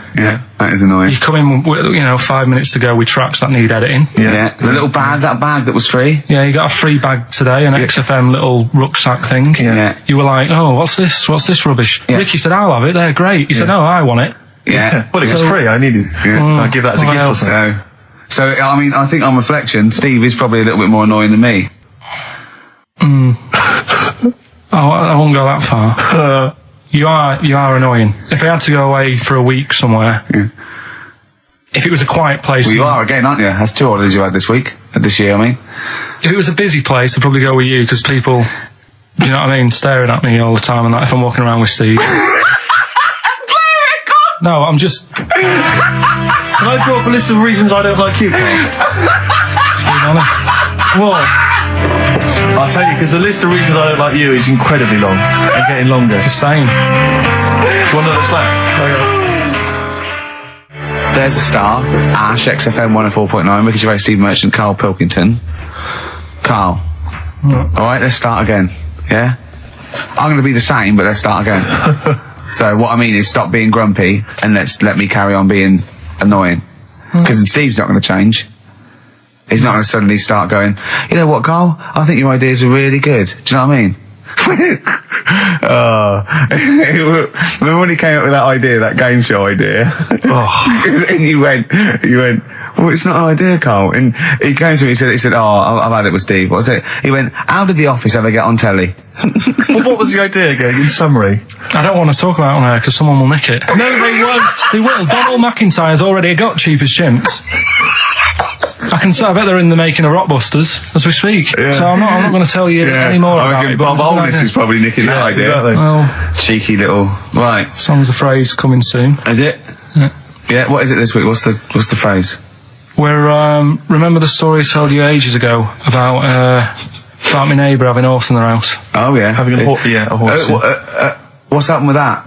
Lenny Henry doing it as a series. So, and people nicking your ideas left, right and centre. Well, that's the phrase we'll be using anyway. What? My neighbour had a horse in her house. How many words is that? 6. My neighbour had... So, there's no grammar either. My neighbour had horse in the house. My neighbour had horse in house. What is the phrase? My neighbour had a horse in her house. Are there any prepositions? Are there any prepositions in this sentence? Look, don't judge it beforehand. You see, I'm turning over a new leaf. I think this is a great idea. I think Carl's a genius, and I look forward to hearing this enormously. Yeah, okay. And I won't be sick on your leg, or squeeze your head, or make you jump when you're making a cup of tea. Just looking through the Guinness. That's still the funniest thing, isn't it? Squeaking at someone when they got a cup of tea. Right. There are a lot of what strike me as seemingly pointless feats. The Guinness Book Records is right. The Guinness Book Records is great. I used to love it as a kid. I've had about 10 copies in my life. The last one I bought a couple of years ago, present. It was really good. I love it. I love the real records: tallest, fattest, thinnest, best, fastest, most expensive, biggest, and all that. But the ones that really annoy me are the ones that. The reason these people are in there for it are the only people that tried. What? Yeah. That's the milk bottle on your head. Most watches eaten. I just found that one. Kim Sung-do from South Korea ate 5 watches, the entire watch with the exception of the wristband, in a time of 1 hour 34 minutes. What do you make of that, Carl? Made him regular. Come on. How did they time him? Most live rattlesnakes held in the mouth. 8 live rattlesnakes held by, it just says an idiot. Yeah, this gives me an idea, Carl. Talking of idiots. Do you want to get into Guinness Book Records? No, Carl, come on, that'd be brilliant. There's things in there that are just absolutely anyone could do. Like that one in Big Brother, I was watching it, and it was balancing sugar lumps. I want to go. How many people try that? If there's schools around Britain going, listen, we've got to get in the Sugar Lump Award. It's grassroots level. There's not enough kids balancing sugar lumps. How can we compete in the world market? I was looking at it last night, and there was one about the farthest that a dog swam. I think it was something like 9 miles, but it had no choice, did it? You know what I mean? They took it out to the Atlantic or something, and so it didn't want to do it. Threw it in the water. Yeah. So it's not alright to put it in a bin bag and chuck it in a canal. No. But, it's for a world record. Yeah. 9 miles it did. Oh, God. Possible ones that you could do, Carl. What's the most Forrest Gumps fitted in one wheelie bin? What about this one for you, Carl? The record stands at the moment for most arrows caught by hand, but that's quite tricky. So what about most arrows caught by head? Yeah. And you would just fire arrows at your head? They wouldn't, it would just skim off him. Do you think so? Yeah, the roundness, it would never actually get any sort of, connection. Fastest human crab. Could you do that? I'll do that. Can you form the crab? Can you do that? What's that? It's just like go bending over backwards and can't running. do that. No? Alright, what about, what would you be good at? what about hamburger stuffing? Right, Carl. Alright. In the mouth, you mean? Well, it says the record for stuffing the most regulation-sized hamburgers, including buns, in the mouth at one time is how many? How many hamburgers with buns in the mouth? This is just... You're not swallowing anything, you've just got stuff in your mouth. You'd be so good at this because your shape of your head. You've got a shape... His head's just like Hamburglar. You'd be good at this, man. Yeah. Honestly, you'd be perfect. You look like Zippy. And the great thing is your head's empty, so you could get more in there. Do you know what I mean? This guy had a brain. Do that. What is it? Is it possible? Is it well, mental? how many do you think it was? There were 3 don't know. burgers in buns. What do you reckon, Carl? What, how quick he ate them? He didn't eat them, it's just how many he can stuff in his face. So literally hold them within his cheeks and his mouth, but don't swallow anything. So what, how many burgers? How many burgers did he manage to get into his face? So it's a fella. He's not Yes? about 5. No, 3. Is the 3? world record. 3 is the How world big record. are they, though? It just says regulation size. So we could go to McDonald's or Burger King and get just hamburgers, and that would count. just the regular burgers, and we'll just stuff It them won't in count. there. We got to get Norris McMurray. But we could practice it now, and then if you're triumphant, if Come you on, get 4 Carl, in there. I don't. You know, I've got a small throat and that. But you don't have to swallow them, that's the great thing. Yeah, but I don't like it. As a kid, I'd choking on stuff, and I get funny about it. No, just keep your tongue at the back of your mouth, and we'll stuff the hamburgers in. No, I don't. Oh, come on, do something. Carl, that is Dynamite Radio. Right, here, Steve will go and get the hamburgers. Have I got to pay for them? No, Carl, give us the I'm not money. paying for them. Oh, I've come just on! spent 25 quid in total on a video on a Guinness Book of Records. That's costing me another 4 quid. I'm not doing it. Oh, come on, give us the money. Get your phone back. Andrew, oh, come on! I'm not doing it. Come on, do it. It's an interesting thing. Come on. You could be in the Guinness Book of Records, Carl. No, leave it. See if we can. Oh, please, phone in if you want Carl No. to eat burgers. You don't have to swallow them. You can spit it all out. You can be sick on my leg after. Oh, come on. No, 'cause I don't like the stretching thing either. Don't stretch it. It will stretch. I'll be like the little bloody dog on the Winston Churchill ad. Don't swear. No, I'm just saying, on though, air. I know, but we apologise to the radio authority. Carl is not only swearing, but he's refusing to do things we come up with. But the radio authority will be happy with me stuffing 3 burgers in my face. God, not doing it. Yeah, we will. No, We'll go. leave it. Yeah, I'm gonna go to- I'm gonna I'll go give you to the a money. Can we do Please songs of phrase or something? No, let's do it. No, I'm gonna right, play a record. Play a record. He's gonna go. You're gonna do it, Carl, or you're fired. No, actually, he wants that. No, you're gonna do it. Do it. Please do it. It'd be great. Honestly, please do it. What about Chicken McNuggets? Meet halfway. No, there's no record for Chicken McNuggets. Well. Mental. So I'm not doing it, Steve. So. You are. You are. Steve, Hello. can you hear me? Yes, can you hear me? Yeah. Where are you? I'm in one of the capital's many burger joints. I'm just about to go up now and order some burgers. Where are you? What are you? Where are you in? I'm in McDonald's in Leicester Square. Oh, right, okay. Yeah. What are you getting? Just get. Hello there. Yep. get Hello to there. the I menu. need to order 5 regular hamburgers, please. If that's all right. Sorry. 5 hamburgers. Yes. You're probably wondering why I'm ordering only 5 hamburgers, aren't you? And let me tell you why. My friend is going to try and break the world record for putting burgers into his fat, stupid face. What do you make of that? Exciting? Yeah. Do you wish him good luck? Yeah. What's your name? Tyre. Tyre? Yeah. Oh, thank you very much, Tyre. I'll try and get Tyre to wish you good luck in a minute, Carl. The burger's coming shortly. Five should be enough. The world record is what? 3? 3, yeah. Okay, good. I don't know what. Oh, here we go. How much is that? 3.45. 3.45 for 5 hamburgers. It's good, isn't it? It's good value. It is really, isn't it? Really, yeah. I mean, if there's anyone from from McDonald's listening, they probably want to give us some free stuff. I would have thought. I would have thought, right? Would you just wish my friend good luck before you just on the end of the line there? Just say good luck, Carl. Good luck. All right then. There you are. That's the people from McDonald's wishing you good luck. Carl, I'll be back shortly with the burgers. Brilliant. Okay. Do you want the pickles left in? Eminem, Sing for the Moment, on XFM 104.9. I'm Ricky Gervais. With me, Steve Merchant, with 5 little hamburgers. Got 5 burgers here, yep. And so I don't know, how should we begin, Carl? Do you want to just look at the size of these burgers? Look, they can see it on webcam, can't they? They can see us stuffing these burgers into your mouth. I'm filming this, Steve. Look, Brilliant. Look, I've got a camcorder. We'll put this on unseen footage on a DVD or something. Or maybe on the website. Oh, Carl, what if you break the record? Okay, Carl, I'm coming round now to just monitor this and adjudicate. What's the web? If people want to see this on the webcam, what is it? XFM.co.uk. Right, okay. Hold on. Can I, Steve, I'm can not I do being that? funny. I'm not being funny, right? But I think I have got like a bit of a wheat thing. You've got a bit of a what? A wheat allergy thing. Don't give me that. No, seriously, my head's... I've been eating a lot of shredded wheat recently. And my head's got a bit bigger. Carl, I don't think you can let us down now, mate. So you just got to put that first. No, I can't put that like that in my mouth on its... I've got to break it up. I've got to break it up. Can't break it up. Can't break it up. It doesn't say you can on the rule thing. It does. It doesn't. I can't look. I physically can't. Try it. I can't look. I'd have to be Jay Goody to be able to do that. Seriously, look. Try it. Yeah, I know, but you're not approaching it right. That's it. Come on, go on. That's all. Keep going. God, he's not going to do one. Keep going. That's good work. Keep going. How does he get brilliant? Keep pushing. Keep pushing. Ease it in. Keep pushing. Get one in at least. Ease it. Get one in at least. Get one in. Ease it in. Get one in. Push it. That's one. Let's go for another one. Let's go one more. R.E.M. Night Swimming. It's a lovely song, isn't it, Carl? Huh?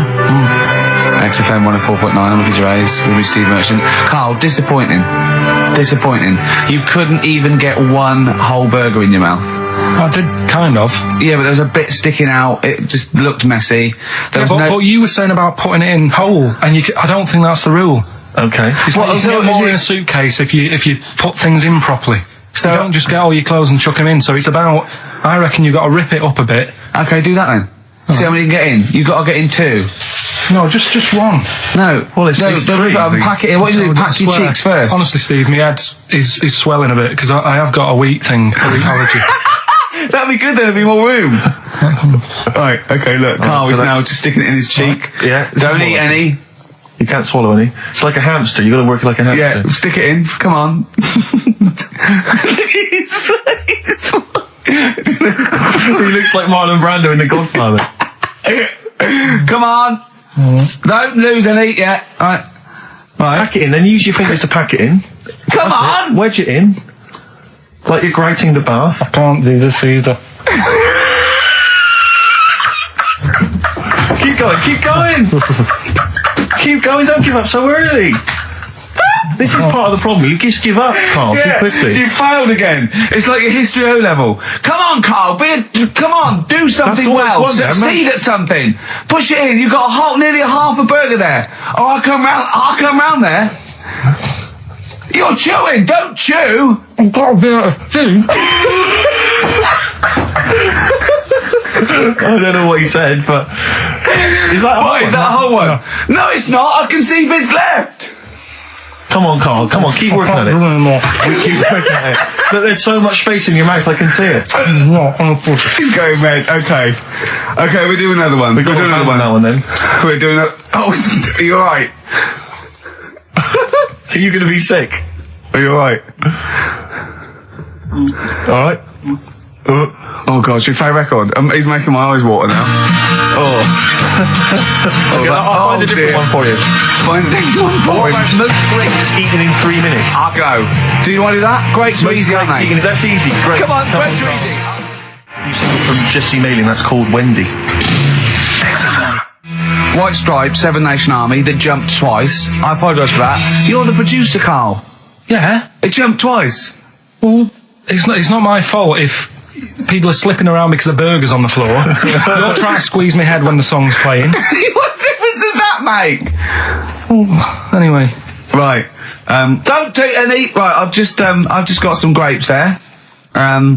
We've counted them out. What's the record then? Okay, well, the most grapes eaten in 3 minutes, you've got 3 minutes, Carl, and you've got to beat Matt Hand from the UK, who consumed a total of 133 grapes in 3 minutes on the 8th of November 2001. Right, there's 150 there. 150 in there. Right. Okay. So you've got 3 minutes. What are the rules? The rules You just are... got to eat them and swallow them. And it's like Cool Hand Luke, right? You got to just stuff them in and don't choke, because I got worried with the burger. That's a good advert for McDonald's, isn't it? Not only was I impressed by the cheapness of them, but he couldn't even get one in his mouth. Yeah. So value for money there. Maybe they'd like to send us some free stuff. Yeah, free or just money. Any some money would be good. Next week, Carl, you're eating Sony Walkmans. That's right. Yeah. Available for... Right. Right, Carl. Right, I think this is going to be good, right? What we're going to do, right? We've got song 2 by Blur set up. We know that's 2 minutes, so you can play that, because that'd be boring radio hearing Carl choke, wouldn't it, for 3 minutes? Exactly. So, when I say go, Carl, right, I'm going to go right on the minute, right? You've got to have a handful of grapes, and you've got to press song 2 by Blur. When we come back, you'll be stuffing your face. Hold on. You ever do that? How can you work the buttons? I can do that. No, I don't think you can. You cannot touch the grapes until the opening note of song 2 begins. When the Blur 2's, when song 2 stops, can we just push up the fader? So because you'll be stuffing Don't worry, your face. we're almost. Let's go. If we go. Okay. Any second now. Okay, right. You're Okay. ready, 3, 2, 1, go! And he's off. Good work from Carl there. He's approaching it cautiously to begin with. Cautiously. And he's Come on, let's just, just keeping people up. Come on, don't make him laugh. He's choking. He's choking. Oh, Carl, quick! Keep going, Carl. Come on! What happened? Did he just throw up? No! Don't make him laugh! Oh, Come on! we can make wine. Come on, Carl. You're doing so well, Carl. mate. I want to go. Come on. Only. Why are you making him laugh? That was a world record attempt. Come on. He's over. Keep going. Come on. You got 25 seconds. Come on. Oh, I think that was a shame actually, because you were doing well, but something went wrong. I know, and I think those are bigger grapes than the ones I've seen before. They're quite big grapes. Look at his face, he looks so despondent. Come on, Carl, 8 seconds. Just a few more. 5. Come on, what's the matter? 2, 1. It's all over, Carl. It's all over. Better count how many you did. You can get good at this. We can get good at this over the weeks. I think that was a fairly pitiful attempt, actually. I really thought you had It's interesting, actually. These are harder records than you might think. Yeah, I know. 6, 8, 10. How do you feel after that record-breaking attempt? Not happy with that. What are you not happy about? The fella who did it, was he in hospital and just had loads of grapes? I was bored. I'm sure he wasn't producing a radio programme, that's for sure. Well, to be fair, neither are you. What was tricky about it? What did you find hard? I think having Ricky standing over me, sort of shouting, "Go on!" isn't normal. No. But that wasn't... He hasn't eaten any! Hold on, that's 50 left. That's quite a poor attempt then, by the seam of it. Would you think about trying to maybe do that again in a couple of weeks? Would you do some practice and try that again? No, leave it to the experts. And I noticed a tricky point, maybe sort of when you had about 50 seconds to go, you seemed to be spewing things into the bin. What was that? Again, mainly Ricky standing over me, so... 88. He's got 88 left. Okay, so what's the mental arithmetic there? Because we put how many in? It was 150 in the thing, wasn't it? What did I say? What did I say I had left? Well, I'm not doing it again, 88. so... He had 88 left. So 62. God, you're only at 62. What's the matter with you, Carl? There's people start you at 62. That is rubbish. That's disappointment. Let's leave that. So you failed on 2 world record attempts then? 62, and the record's that is rubbish. What were you doing? Oh, yeah, but like I said, I've got a small throat. I can't drink a drink quick.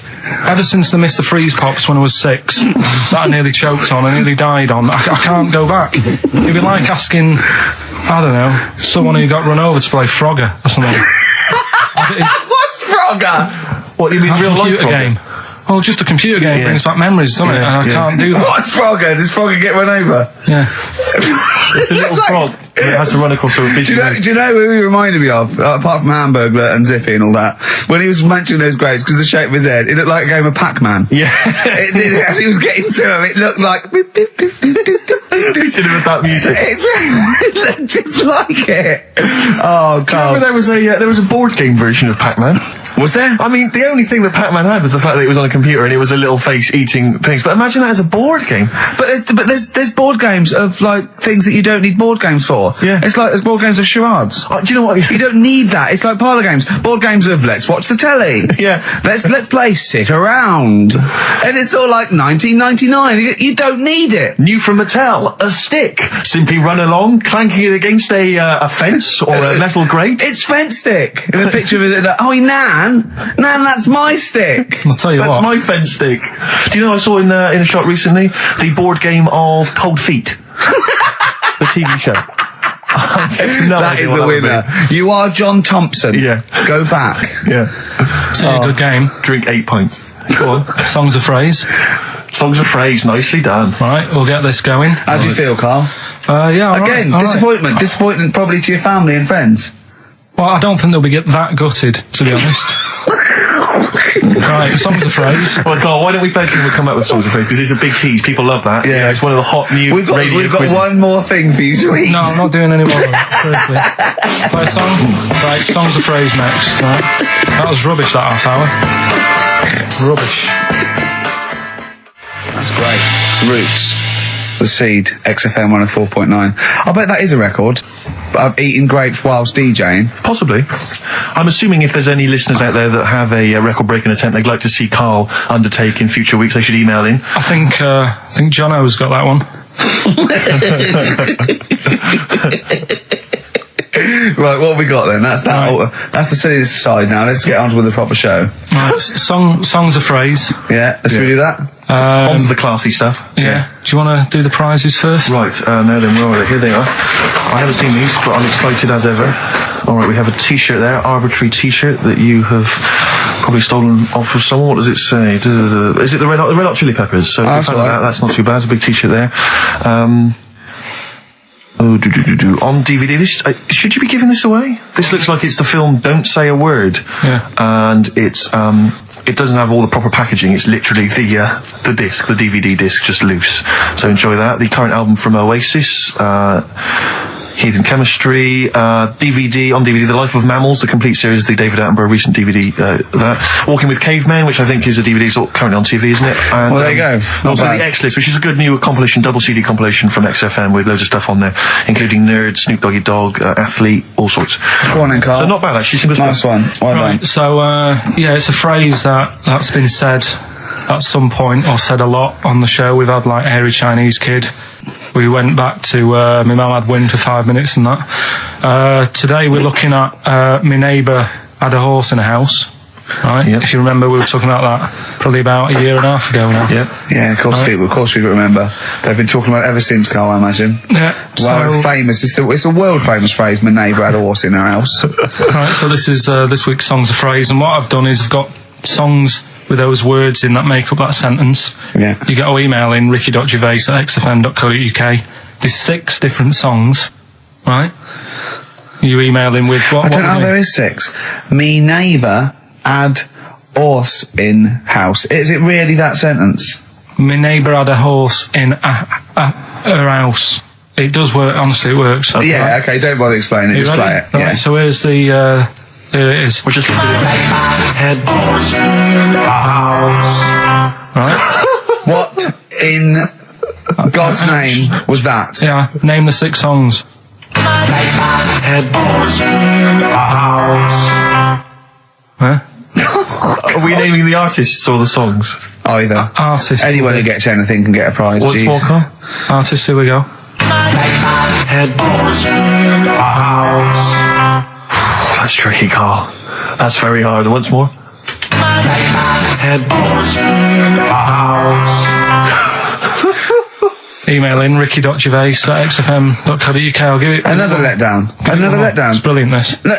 How can you just say that after I've just been stuffing grapes in my face and Well, that? you failed. You didn't get one burger in, right? Even when you tried to chop it up, there's 3, right? So that's it. Well, Steve, out of the goodness of his heart, went to McDonald's. Okay, I got some grapes. You at 62. That's got nothing to do with this, though. This is my game show here. Bob Holness didn't say, yeah, Blockbusters is good, but I never see him eating grapes. So this is a different thing. Forget that. Right? Here's the clips again. Here's the clips. Head horse in a house. Oh, you know I said I was going to turn over a new leaf and not criticise your ideas? I think it's the end of this one, mate. Oh, he's done it again. It's atrocious. ricky.gervais@xfm.co.uk if you've got any idea. Dandy Warhols. We used to be friends. That is Carl's favourite record of the year. Yeah. Yeah, new He music. better new music. gets one play a year, and he chose that. That's what he chose. It's all right, but I mean, that favourite track, isn't it? He played that. That was Carl's choice. Just something new. On XFM 104.9. Don't worry, we've got some really good stuff coming up later with me and Steve. If you're from the 70s, you might like it. You see that he's getting too cocky, isn't he? Arrogant. It's sort of like I mean, we've tried giving him something in his life. He's got, you know what I mean? He comes in and tells us this sob story of just like a trail of failures. And we said, Carl, come under our wing, right? He just started picking up on him. A few other people started, and then he does that. He fails at the burgers, he fails at the grapes. He will not trust us with, you know, what we want to do. I don't know what more we can do. It's like I've saved a mouse from a cat's jaws and it turned around and bit me. Yeah. Yeah, that is a brilliant analogy. It's a bit like we were trying to give you something that you could care about, that you could be passionate about, that would somehow give a meaning to your life. You would be in the Guinness Book of Records alongside, I mean, Bubble. Bubble failed. Do you want to be Bubble? Do you want to be Bubble? Or do you want to be the bloke with the milk bottle on his head? Exactly. Who's in there? The guy who ate the watches. Yes! Now, I've got an idea, Carl, because you're getting all stressed out. I don't know what it is. You're getting funny. I don't know what it is. I don't know what... Because you're annoying me. Wow, you It say started that. midweek. I don't think I annoy anyone else, so it's just you on that. So, I thought maybe we could all 3 of us go away to a little health farm for a weekend, just get like a triple room, Right, and that isn't happening. Why? You've just reminded me, because you've been annoying me. Steve started getting on your case, you know, sort of ganging up on me. I'll tell you now, Steve, I just forgot. Remember a couple of weeks ago, you said to me that my pub quiz team is rubbish. Yeah. Right, well, it doesn't matter anymore, because you're not part of it this time. That's bad. That's bad, because it's interesting you say that, Carl, Carl, you say that because I tell you this, I found someone, mate, who could be filling that tricky fifth member. I wanted to test him out this week, mate. On your team. Test out on your team. Because I'll tell you what this is like. I don't know if you're familiar with Paul Ince, who used to play with Man United, right? But everyone used to say he's the governor, right? Even the players used to call him the governor, right? And Alex Ferguson at Man United was like, I'm not having this. Yeah. I'm in charge here. And he got rid of him. And that's what's happened. You were moaning the other week, saying your team's rubbish, you don't know what you're doing. Yeah. Well, let's see how you do on your own, right? Ooh, he's turned, isn't he? I'll be honest, Carl, I'd like to be on your team. Well, sorry, Paul Ince.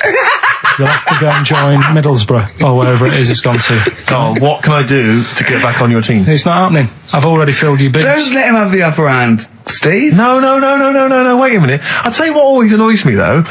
Ricky spends most of the show slagging you off, right, having a go at you, annoying you in the week, squeezing your head, making you eat burgers, right? But you always take out on me. I'm the one who always gets the insults. I'm the one who's now relegated from your team. Why? You see, this is the thing. You're just as bad as him, really, because you're siding against me because you know that I'm willing to take it. The truth of it is this: you know that Ricky Gervais is keeping you in burgers and grapes, metaphorically speaking. He's the one that's got you in Heat magazine. I just spat all over your new Guinness Book of Records. You see? Get me a tissue. He's just squirted tea, laughing all over your Guinness Book of Records. You made me laugh. I'm going to get the flack for that. No, it's because you made me laugh when I was drinking, because you went, it's like that, and it made me laugh, and I spat. I just think it upsets me that you never pick on Ricky. You never ever go at him because you know he's the one who's raised your profile and made you a little bit of a celebrity. We've missed one here. Using his teeth, Raman Andy Apan, right?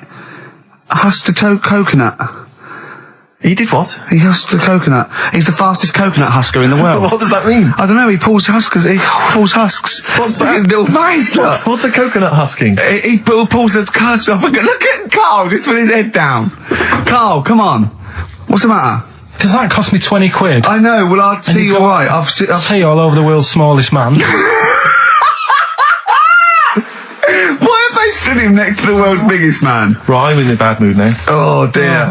So you haven't got a team? Steve, I'll sort you out. Come to me. I'll sort you out. Seriously, no, I found someone who would help you win this week, Carl. And I was going to tell you about it, and now... Steve, you can be on my team this week, and I know something about the quiz that Carl doesn't know.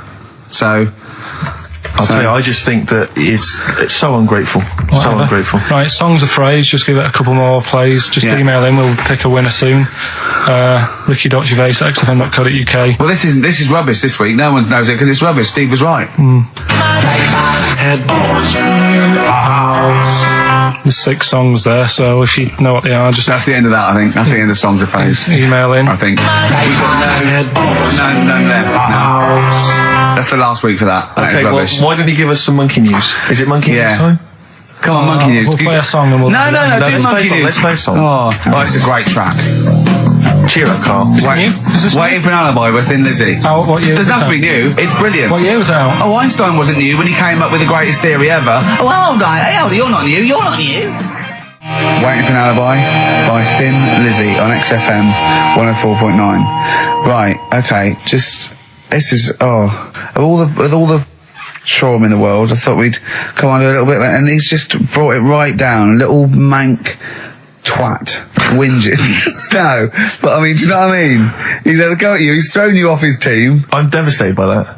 That was the one thing I was looking forward to this week. To be fair, you were looking forward to telling him you were taking over the team, so it's sort of poetic justice. It has blown up in your face, to be fair. True, I was trying to squeeze him out of his own company. Yeah, you were going to try and get him out of his team. Yeah, well, it was a hostile takeover, and they clubbed together. To be honest with you, there's normally 3 regulars on his team. I got 2 of them on my side, one of which was his girlfriend. So I only had to work on him to try and get him to resign, and we'd have been away. Still... we should give the prizes away. Yeah, well, this has been dreadful. This thing. We started off well with him trying to force burgers in his mouth, and then he come up with this tapped. I mean, this is the end of this because it's. I mean, it was shoddy to start with. No little duo couple. Well, this is not only. I'm just saying. This is what I was saying in the pub yesterday when you try to be sick on my leg. I was saying, come up with new ideas if you don't like them, but you diss them on air. Well, it's just disappointing, isn't it? And right. What's that? I was disappointed when I was choking before. We were disappointed as well. Yeah, you didn't try. You didn't try with the grapes. You were just like chewing on that. You meant to just throw them in and swallow them. Songs of phrase. It was 6 songs. It sounded like this. Boring. Right, what are they? Just give the 6 answers. songs there. We had Lionel Richie, My Destiny, for my. Tricky. Neighbour. Oh, that's XFM. Ooh. My Neighbour was Space. yeah. Neighbourhood. Had Harry Connick Jr. Had to be you. Yeah. Right. Had a Neighbour had a horse. America. America, yeah. We had a horse. In was Lisa Stansfield with Pathetic. In All the Right Places. Oh, pathetic. Did anyone get that? And No one got that. Animals. So that was pointless. All right. Well, the most anyone got was 3, and we're going to give it to Deborah, and that's possibly Deborah and Kate. They got at least 3 of those. So well done. Well done. Yeah, there's prizes on the way. That's the end of that. So that's the no cheapest chimps. None of that anymore. What have you got left? You got the film to do? Let's see what you've done with the film. Hang on, I'd love to have some monkey news though. Go on then. Got any monkey news? Yeah, got some monkey news. Go on then. No, Rick, come on, cheer up. Well, it's just sort of like he moans that he's got too much time on his hands, and he comes up with that Okay. shite. Monkey news, the jingle, please. Oh, chimpanzee, that monkey news. Okay, There's been quite a lot of stuff going on. There was a few bits in that Guinness Book of Records book that cost me 20 quid. Yeah, well, that's not news, is it? They printed that probably last September. No, so that's there's one in there. new music, new monkey news from last September.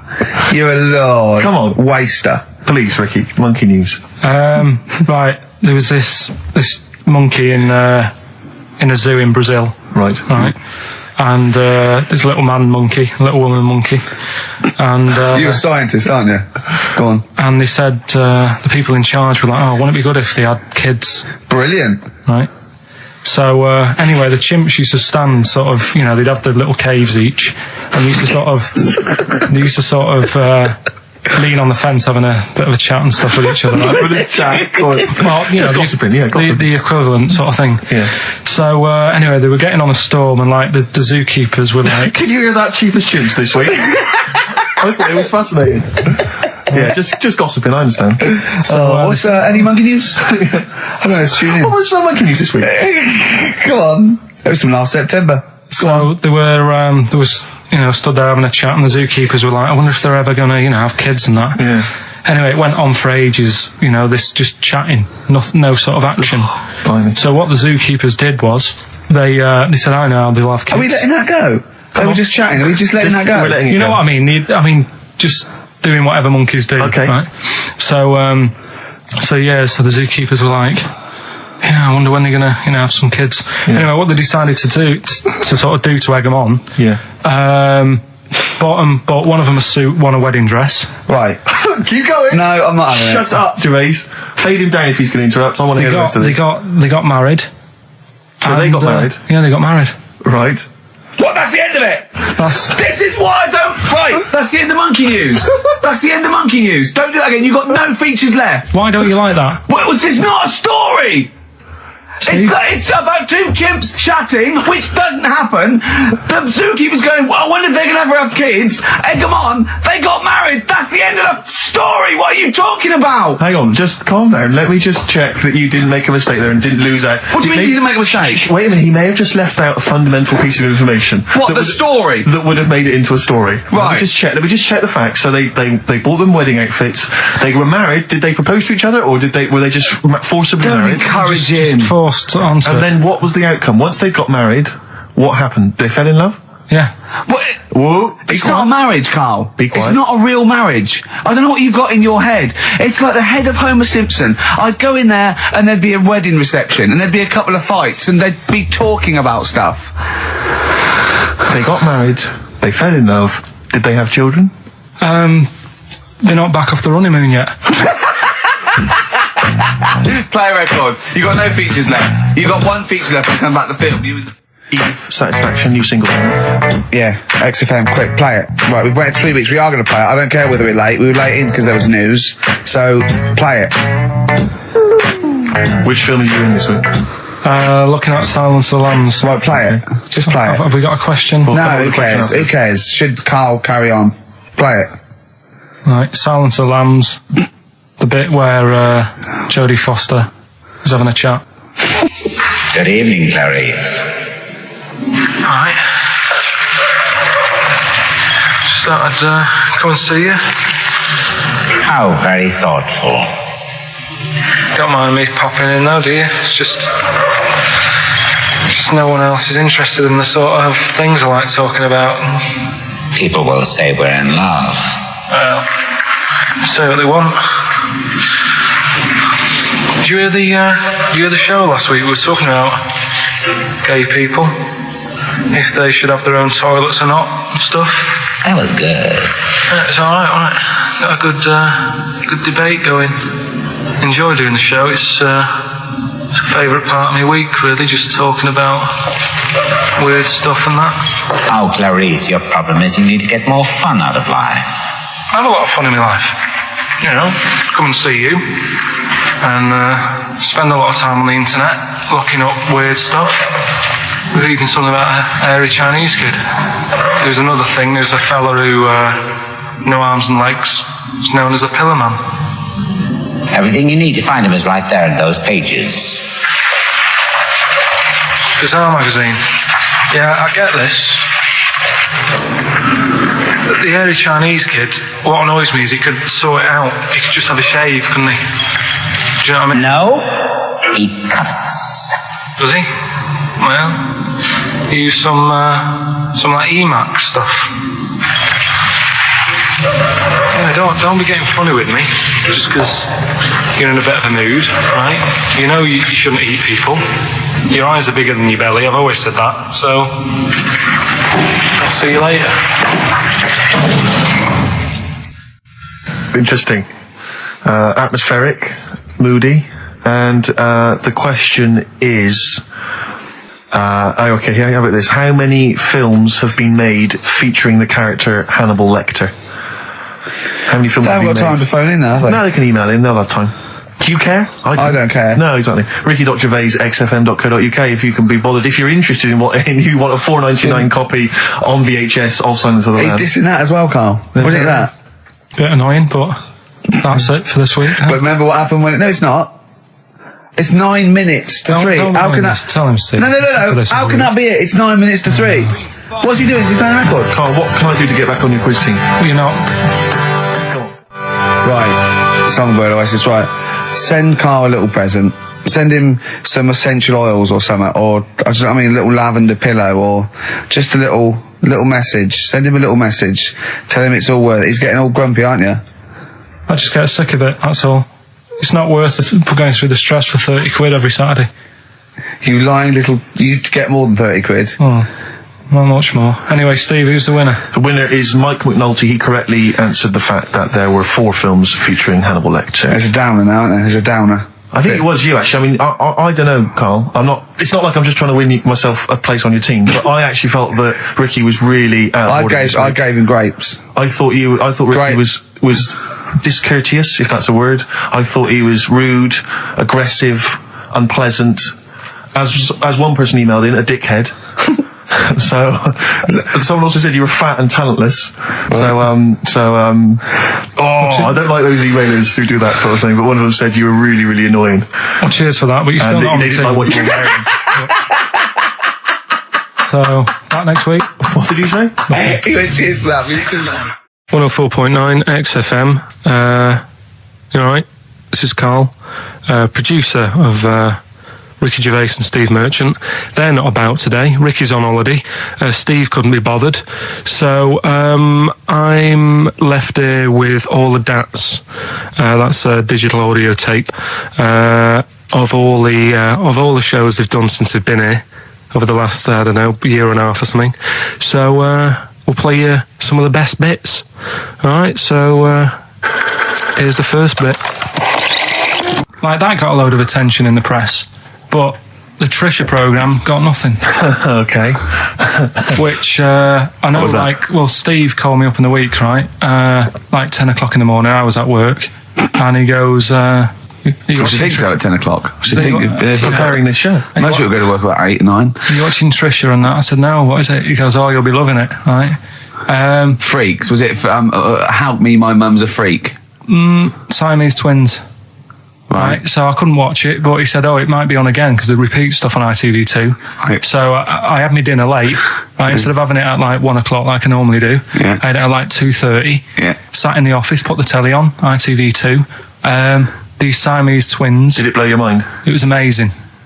You know, we talk about a lot of things on the show quite a lot. The hairy kids crop up a lot. I was waiting. It's been 10 minutes and you haven't mentioned the hairy kid. Right, and last week we were talking about Siamese twins, weren't we? So it was weird that this programme was on, but it was amazing.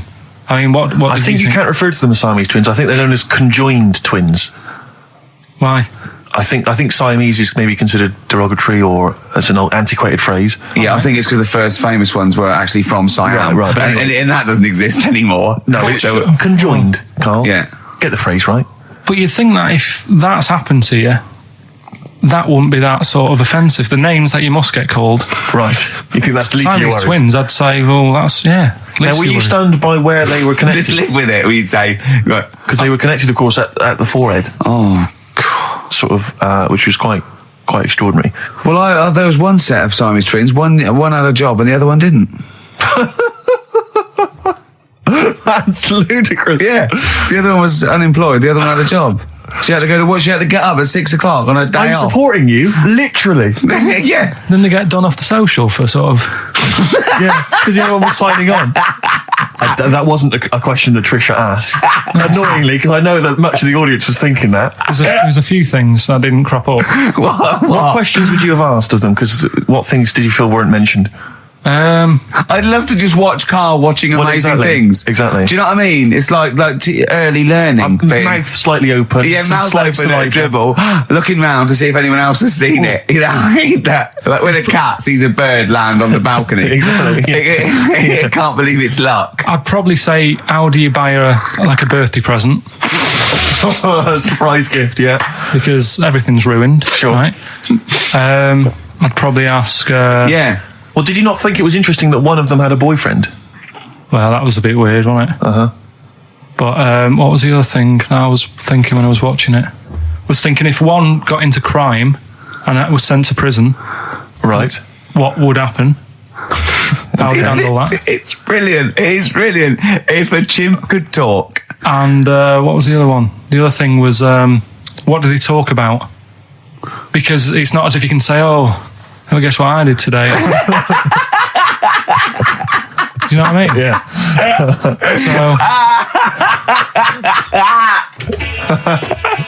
You know, taking the mickey. The really weird thing about all this, right? And it's annoying because you were saying about, what should have Trisha have asked and all that. Yeah. But one of them mentioned that one of them was adopted and the other one wasn't. Don't talk rubbish.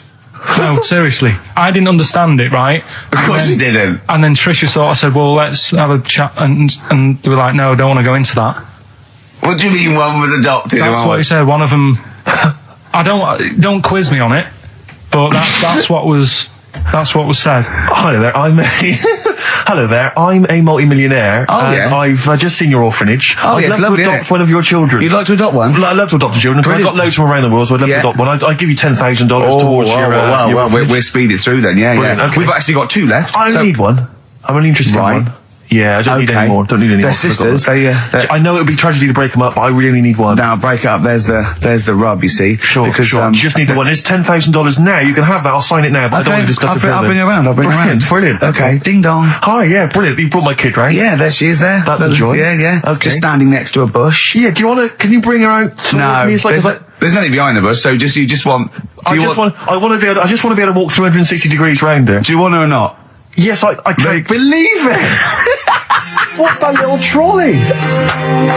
She's talented. Oh dear. You're talking nonsense, Carl. Well, whatever. I'm a little bit concerned about your toilet discussion. What exactly is your point again? I was just a bit bemused. You see, it's a tricky one. All I'm saying is, right, there I was at the pub quiz. I go to the toilet, not thinking about anything. I try to go, right. There's a little gay fella next to me. I love this little gay fella. Now, the weird thing is, there's nothing stopping him having a little glance, right? Because he's allowed in the fella's toilet. Yeah. Now, I'm not allowed to go into the woman's toilet and have a little have a little look round. Right. So all I'm saying is, should they have another toilet area?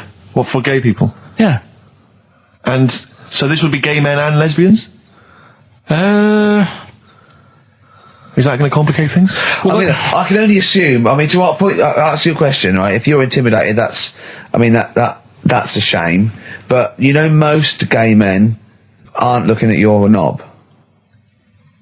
You know that. What do you mean? I can only say that 99.9% of gay men who use a urinal standing next to what they assume is a heterosexual man aren't looking at his knob. And what they're doing then? They're emptying their bladder. No, but the thing is, I can't talk. You're saying like, you know, about would you have one toilet for lesbian women and gay fellas, right? Well, does that mean? Yeah, would it be mixed? Would it just be? Well, would it have a man on one? That's heterosexual man. One little picture of a woman, and then what? What would the little icon be? A man and a woman? A man and a woman. Just having a chat? Yeah. In pink and Doc Martens. But you couldn't mix them, because then what would happen is you'd get people who are going, oh, I'll play up to this a bit. What, pretend to be gay? And yeah, you know, sort of grow a moustache and shave their head. And pretend to be a lesbian. Right. Yeah.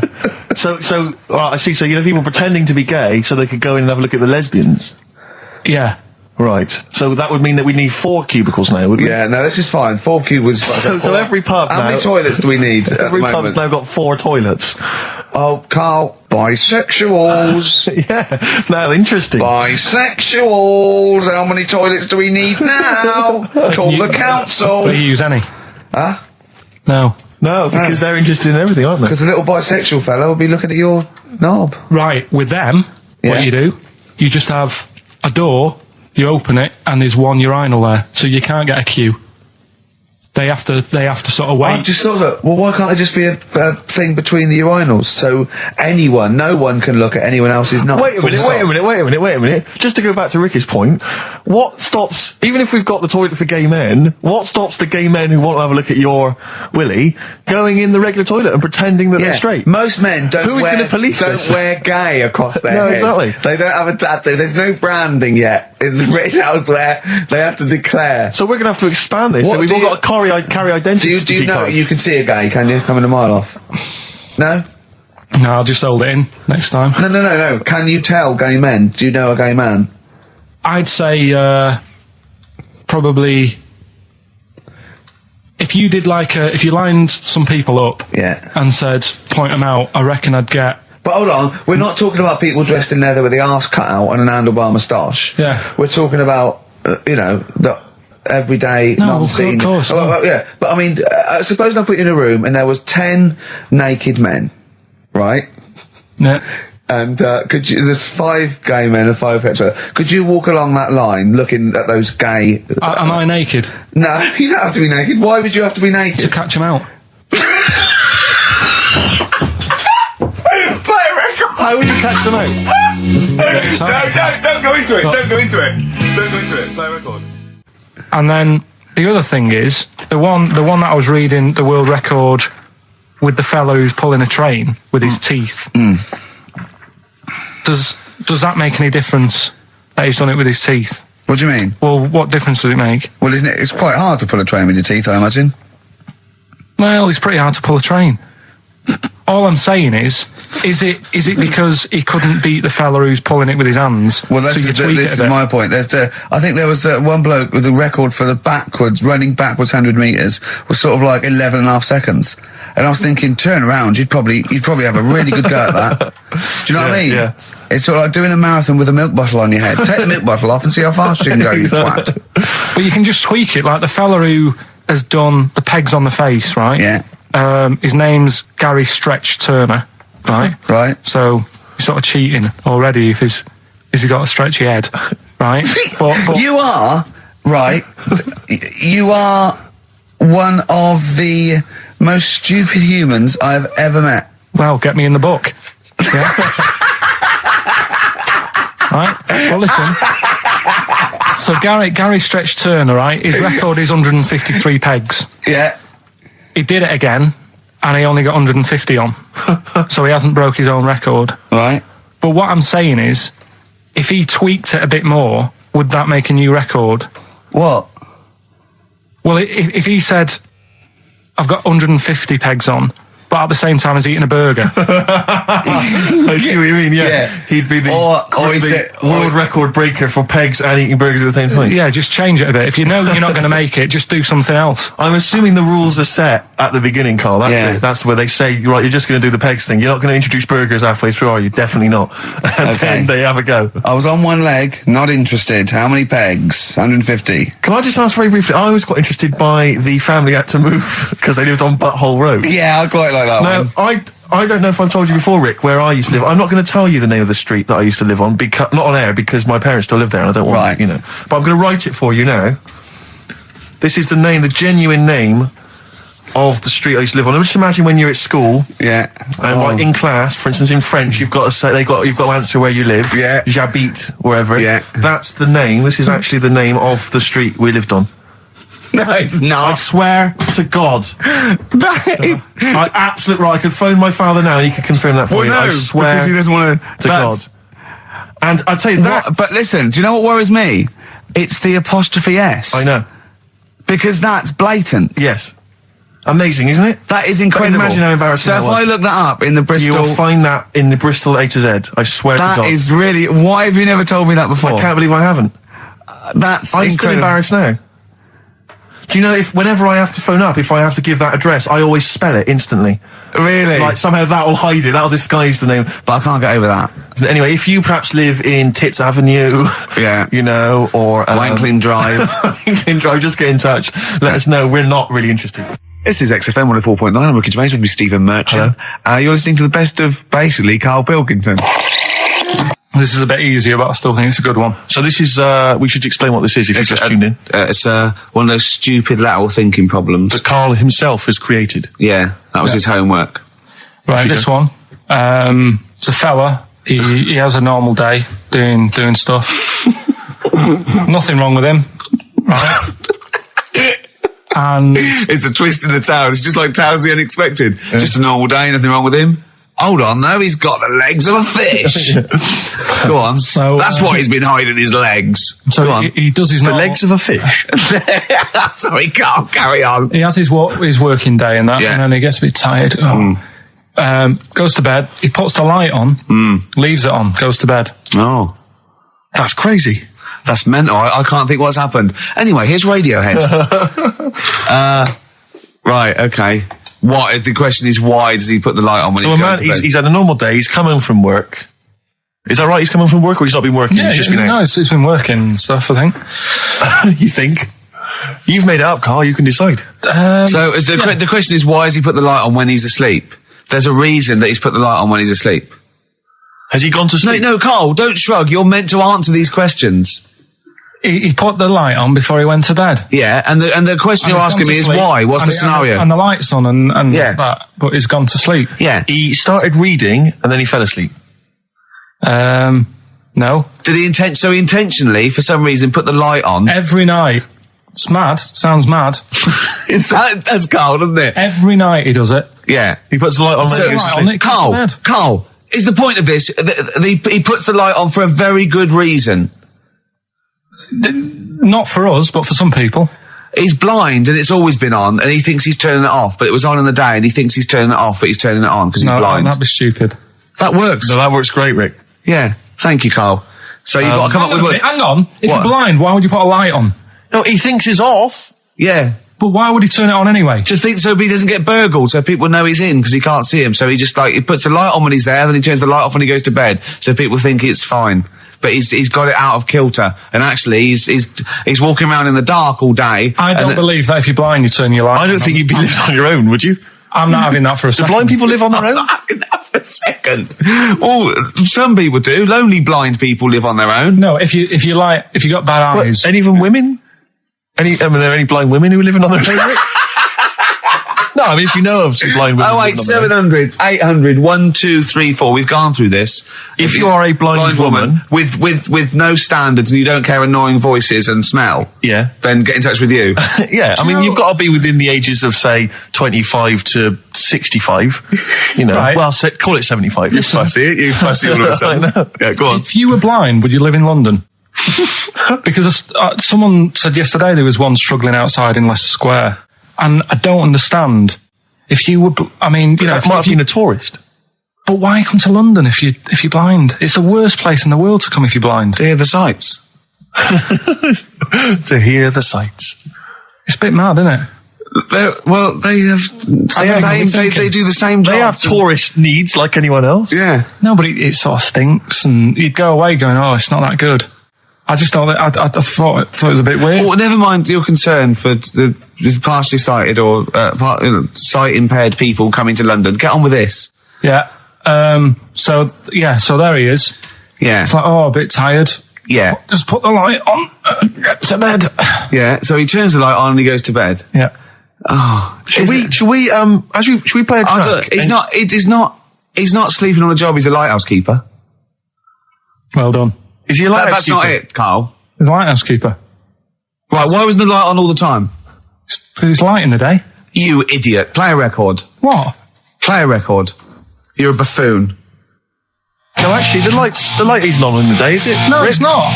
I think you're the buffoon. Oh, yeah. Carl has won! It's a long time since we've had any white van Carl. For those that don't remember this particular hot feature, we basically ask Carl some of the questions that are asked of a white van driver in the sun. They always have this on Saturday afternoons. Anyway, here's the first one. They're not fascinating, Carl, but I'm just interested on your take, really. Yeah. What do you make of Cilla Black quitting Blind Date after her husband sent a message from beyond the grave? Are you familiar with this story? I didn't know that. What's that? She went to see a medium, and supposedly her husband passed on information through the medium, which was incredibly vague, but persuaded her to quit live on air. Well, it's about time, isn't it? If even dead people are saying, enough's enough. But I'll tell you what, though, talking about ghosts and that, do you know how I'm into them? Yeah. Right? How weird do you think this is, right? Well, it's not true. Before you say it, play a record. No, go on. Go on. Right, it's this woman. I don't even know if it's ghost, really. It's just a bit weird. Sure. Yeah, sure. There's this woman, and she's not a woman, she's a kid. Sure. Okay. Sure. She's walking down like a street in her area. It's a nice day and everything. Everything's normal. She's walking down, and a woman comes up, cycling past, right? The woman on the bike looks at the kid, absolutely terrified, right? Got a really scary face on her. Yeah. The kid's thinking, why is she doing that, Yeah. right? So anyway, she thinks nothing of it, goes, I think she was playing in the park or whatever, goes and has a nice day. About 15 years later... Oh, right, yeah. She's, I don't know, I think she was going to work, right, on a bike. She was riding her own bike. Riding her own bike, cycling down the road. Oh, yeah. Looks at the kid. That's the thing that happened like 15, 20 years ago. Right. It's her on the bike looking at her as a kid. Right. Not another child. No. So it's her. She's seen herself. What, Carl? I mean, I don't know where to start. Firstly, where does this information come from? But I mean, why do you ever? I mean, I don't know what part of that you think can be true. I'm honest. I'm speechless. I don't know what to say. What are you talking about? Bit weird, though, isn't it?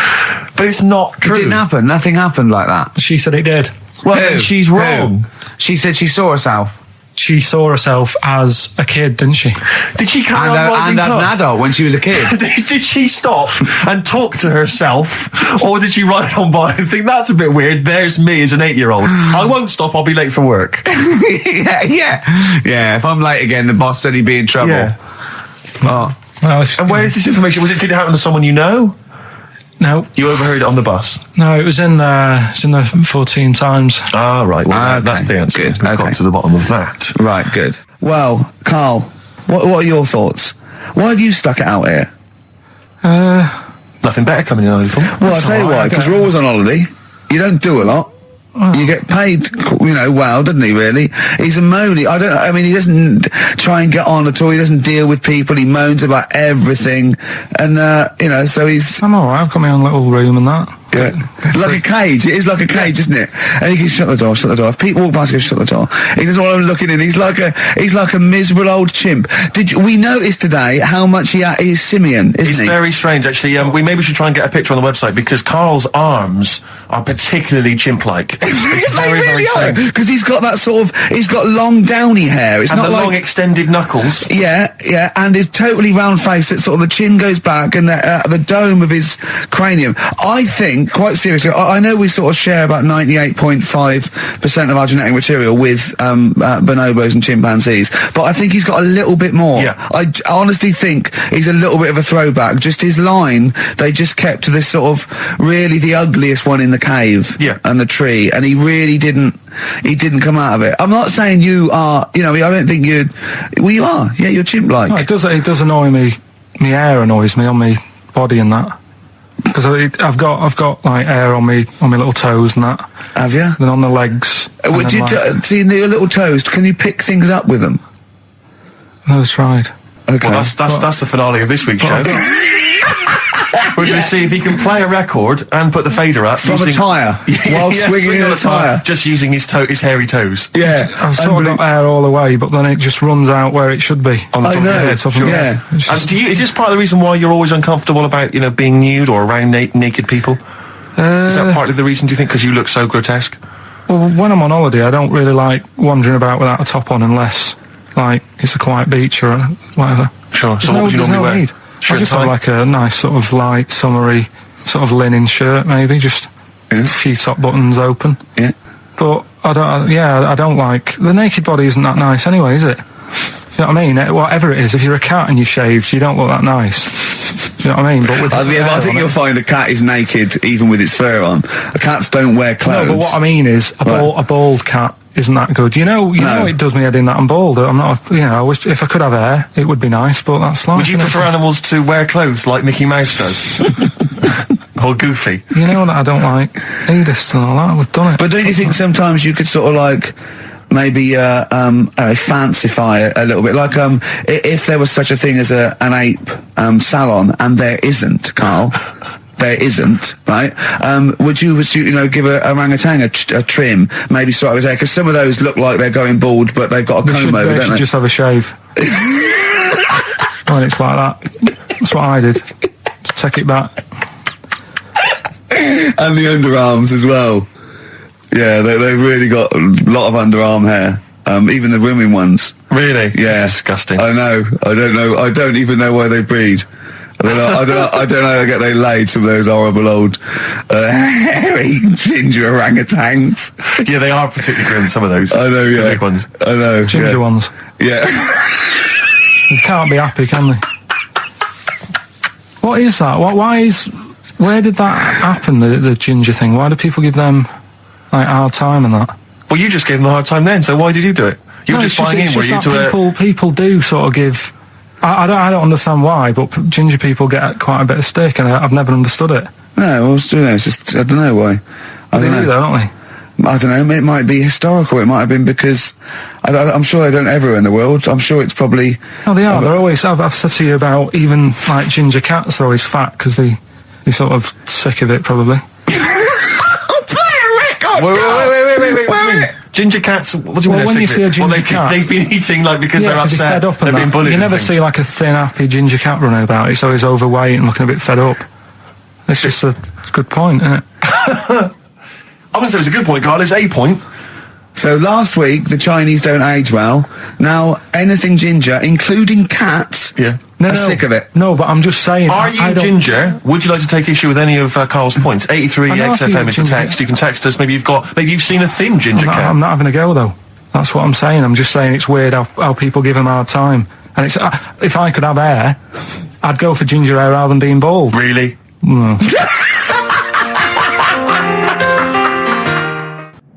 XFM 104.9 of a Saturday. Ricky Gervais with me, Steve Merchant. Hello there. But we're not here. No, we're away. So this is the best of, and I hope you're enjoying it. We certainly are. I woke up this morning, yeah. Feeling fine. It's not a blues song. And I turned my phone on, and it was from Karl, and it went, "Forget it, I've made my mind up." And I thought, wow, what is that? And I forget phoned it, I've made my mind. Yeah, I went, "Karl, what is it?" He went, "Oh no, it's about the text I sent you last night." I went, "Well, what was it? I just got this text." He went, "Oh, I was just wondering, I was thinking last night." He said, "Supposing you had to have your hands removed." Sure. Right? And the doctor said, "Well, you can either have them stay like that with stumps, or I can sew feet there. What would you have?" And I was bleary-eyed, and I went, "The stumps." He went, "Yeah." I went, "All right." He went, "Yeah." And then what was his follow-up text to that? And then I got the text. It was obviously before it, and it went, and it was like quite serious. What would you do if surgery not doing your hands? Would you have stumps or the feet? Right now, the way when I said he's made his mind up, and I went the stumps, he went, "Yeah." I think secretly he decided on the feet, but was too embarrassed to tell me. There's a little bit of what would you do? Because But why did you think of this? Why did you think of this? Girlfriend's away, right? Yeah, no, that's not why you start thinking bizarre surgery I'll tell you now, devices. right? I'll let you into my little mind, right? Last night, I had some beans on toast, right? She was away. It's good already. She was away, she had some beans on toast, she went wild. Yeah. Right? Now, I was stood up. I live on on a high street, right? So I'm washing up, I'm looking out the window. First thing that had my attention is I can look into other people's flats, right? Yeah. And it was weird how all these different lives were going on. I was watching them, and everybody had the telly on and was watching Volcano, right? Which was on last night. Right. And I thought, oh, that's weird, right? I can see them all watching it. And it was like a little Chinese lad who was dancing around in some underpants.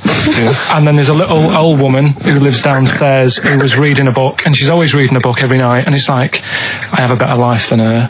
And then there's like some sort of bouncer who's always getting ready to go out late at night with all the black on. He looks like a bouncer. So I was watching all this life going on. I thought, did you witness a murder while you were doing it? Yeah. It was like that sort of Sliver film where that bloke had loads of tellies watching people's lives. So that was going on in my mind. And then I was washing up, and I picked up the plate, and I thought, oh, it's amazing, isn't it? The human body, the way you can just sort of, I want to pick that up, and you do. Yeah. And the way your hands work, right? You've got 5 little digits, but it's just the right amount to do what you've got to do, right? So I'm cleaning the plate. Sorry, Karl, stop. It's just the right amount. Might be one of the most genius things I've ever heard said. I would love David Attenborough to phone you up and say, "Karl, how do I word this about the evolution of the mammalian front limb?" Just go, "I'll just say it's the right amount." But it is. One of course extra would get in the way, and one less would just make it that little bit more tricky when picking up a bit of a slippery dish. Or buying gloves. Yeah. A slippery dish. Couple of emails. Monkey Matt's emailed us. Who? Monkey Matt. Oh, mate, yeah, go on. Yeah. He says... How's the Monster? He's alright. He says, Karl has missed a cracking headline from The Sport. Hide-and-seek champion found dead in cupboard. I hope it's real. I don't know if it is. I doubt it. Just looking through some of the news stories that Karl did make it into Karl's news roundup. Yeah. Just this one you might be interested in. Headline, woman says partner ran off to become vampire. Yeah. And it says, a young mother says her partner has dumped her to become a vampire. Rebecca Roberts from Somerset says Matthew Barrett fell for a blood-worshipping woman in a US cult. The 23-year-old mother says he began shaving all his body hair, dressed in black, and used Rebecca's lipstick to redden his eyes. Rebecca caught him performing weird blood rituals in front of his computer at night, cutting himself to prove commitment. She said, I thought it was just a hobby. Everyone's got a right to one. I was pleased he'd found an interest. Brilliant. This is apparently from The Sun. Apparently he's left. He's gone to America. He's living in this Ohio-based cult. But it's the last bit where she's been asked whether or not, if he came back, would she take him back? Sure. And this is where I wonder if the journalist, you know how journalists are supposed to just report the news, be objective. Yeah. I wonder if maybe the journalist here has maybe had some interference. Made the quote better for them than go on. Because it says, I never thought this would take over his life. Now, if he came back, I'd say fangs, but no fangs. Oh dear! I can't believe. Imagine you're the woman, Rick. Okay. And I've come round. You're the to journalist. I'm the journalist, and I've come in and I've said, okay, I read about this. All I have to do is not say that thing. You've come. I understand you're obviously quite upset. Your husband's gone gutted. off. If he came back, would you take him back? Definitely not. Right. Really, what would you say to him then if he came back? Just get lost. Right, but I'm really pissed off with you. Would you perhaps say something a bit more pithy? Not in this situation, no. You're upset? He cuts himself, he drinks blood, he's left me. Sod off. I'm not interested, mate. Because I tell you what. Go on. I mean, I like what you said there, but I wonder if we could condense that a bit more. If he came back, would you say... Go away. Would you ever say something like, thanks, but no thanks? No, because it makes it flippant, because I'm really angry. I know you're annoyed. And I'm upset, so I wouldn't say... I certainly wouldn't say thanks. I might say no thanks. But what if you sort of said it like aggressively, like you giving him the finger, thanks, but no thanks? Like you didn't really mean sort it. of sarcastically? Sarcastically, would you possibly say that? I might say thanks, but no thanks, and that'll be it. And that's and I'd leave it there. I'd never change that. Sure. I'd never change those words. Can I ask you a question? Go on. Do you like puns? Hate them. Right. I don't like Countdown. I don't like QI. I don't like any of those posh Cambridge, Oxford types. I hate puns. If you had to say thanks but no thanks in the form of a pun, what would you maybe say? I wouldn't. I never would. Right. I'd say thanks but no thanks. I would. I mean, I feel embarrassed that I'd even say that because I don't think I would even say thanks but no thanks. Okay. But if I did go that far, I'd leave it there. Sure. So, have you ever noticed, as I have, go on, the similarity between the word thanks and fangs? Not really. It's very similar. Not thanks, really. Fangs, F-T-H, there's a K. Fangs very much. G, it's A and N. Well, the A, the N and the S, but that's about it. Would you agree it sounns marginally similar? Yeah, Is it possible you might one day say fangs but no fangs? I wouldn't know. Right. I could put that though, could I? But don't say I said it. Right. I mean, yeah. Fangs, but no fangs. Yeah. This is the thing. Just, if you ever read an article in The Sun, The Mirror, anything, do not believe it. Really seriously question and query it, because... If it ends with fangs, no fangs. If it ends with a pun, almost certainly they never said it. Okay. It's not his fault. Let me have It's Not His Fault. You've got to save this. This has got to teach me something. It'll be an interesting story. Right, it's not his fault. This fella... what year? Ages ago? Olden times? I'd say in the 70s. Okay. Would you? Any evidence for that? And does he wear flares in the story? Right, is that your reason? No, it's a bit like Yuri Geller, this fella, right? Where he's electric. He's electric. And if he walks past the telly would fizz. If he walked past the radio, it all goes like that. Ooh. His hair stuck up all the time. And he'd be having a bath and everything would be all right, and then the power would sort of switch on in his body, and the electric in his body made him jump out of the bath. So... What do you mean so? What is that so? What does that so mean? You've given us nothing. You've given us nothing. You'd have to at least give us the scientific explanation. Yeah. Electric eels have 400 volts in them. Oh, is this the running away again? What was that one called? Yeah, but it's not his fault. But there's a reason not his fault. It's not his fault. I thought it was going to be something about I think we should do these the other way around. I think you should tell us the story and then we'll hear the pun. It's not his fault. It's not his fault. Right, let's leave it. Play a tune. Educating Ricky. Doing it. We're not doing it. No, we are. Oh. Darkness growing on me. Love that. Love the darkness. This is the Best Of Show on XFM 104.9. I'm Ricky Gervais, with me Stephen Merchant. Yes. I hope you're enjoying the Best Of. What exactly is there then? Is it just a kind of moon-like kind of surround with just kind of dust and rock? That's exactly what you see. I was there when the Mars thing went wrong. Yeah. I would have just sent a camera crew there, filmed a bit of that, right? And say, here we are. This is it. Yeah. Ignore the little coffee shop in the background. Yeah. Right? This is Mars, because that's what it's like. Just loads of dust. Yeah. Holes everywhere. Tidy it up. Little round-headed aliens complaining. Whinging. Just like Mars. Yeah. So is there what's the best bit about the holiday? Come on, pretend you're Judith Chalmers.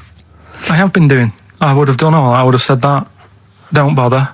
Right. I mean, the hotel was good. Yeah? That was all right. What was that like?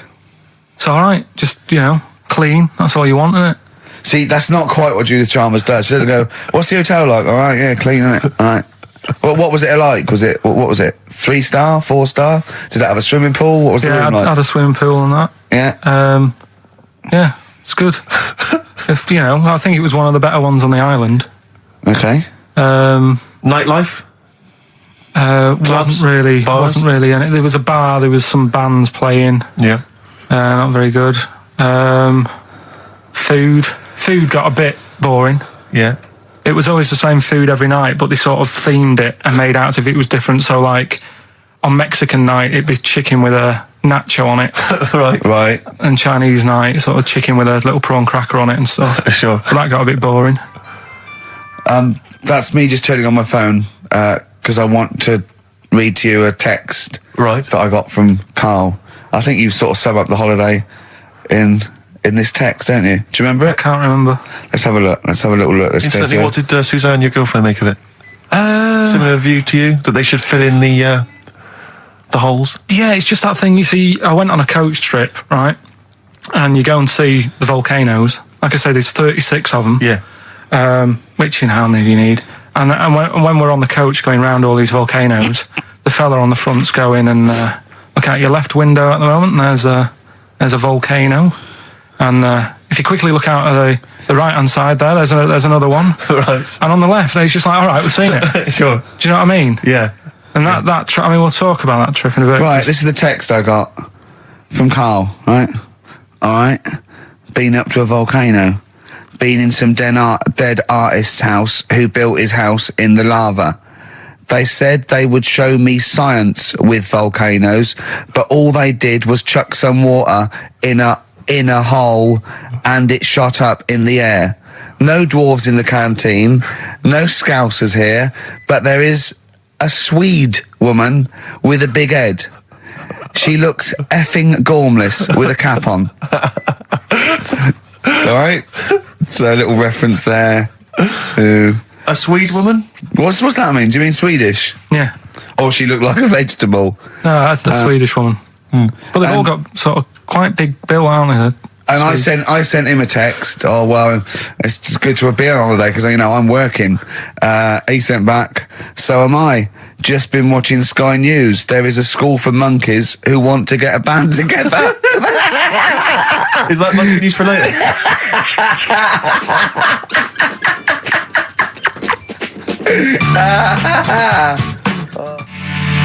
Oh My Corazon by Tim Burgess. I can't get enough of that. I love that chorus on XFM 104.9. Ricky Gervais, Steve Merchant and little Karl Pilkington. But it was a nice holiday. Yeah, it's all right. It's just, I went there to relax and that. Exactly. Did a little bit of that. Trying to think of some new, features and stuff. Sure, always working. 3 holidays a year, Jesus. Not really 3. It's all one big sort of like work thing to me and Steve. 2 holidays, isn't it? Work hard, you need the holidays. So, yeah, the things that annoyed me was like, you get bored sat around the pool after a couple of days. I'd read my book. Yeah. There wasn't much going on the Not even any crabs to throw sand at, was there? No crabs or anything. They wouldn't bother with Lanzarote, right? So decided to go on a little trip. That's when I saw the volcanoes and that, 36 of them. So we go on the trip, and the thing that annoys me, it does happen every holiday that you go on. If you go on a sort of a package thing, they have these trips, right? And you pay about 40 odd quid, and they give you some wine to sort of make it feel like you're getting your money's worth. But how many of these trips have you been on then? Loads. Probably about 12. More holidays than I've had. Go on. So anyway, so you're on the coach, right? And they take you for the volcanoes. They took us in the middle of nowhere. Yeah. Right. There's nothing else round there. Sure. It's like I say, it's like Mars, but with holes in the ground. Yeah. Right. And they sort of drop you off, and they go, right, everybody, see you back here in an hour.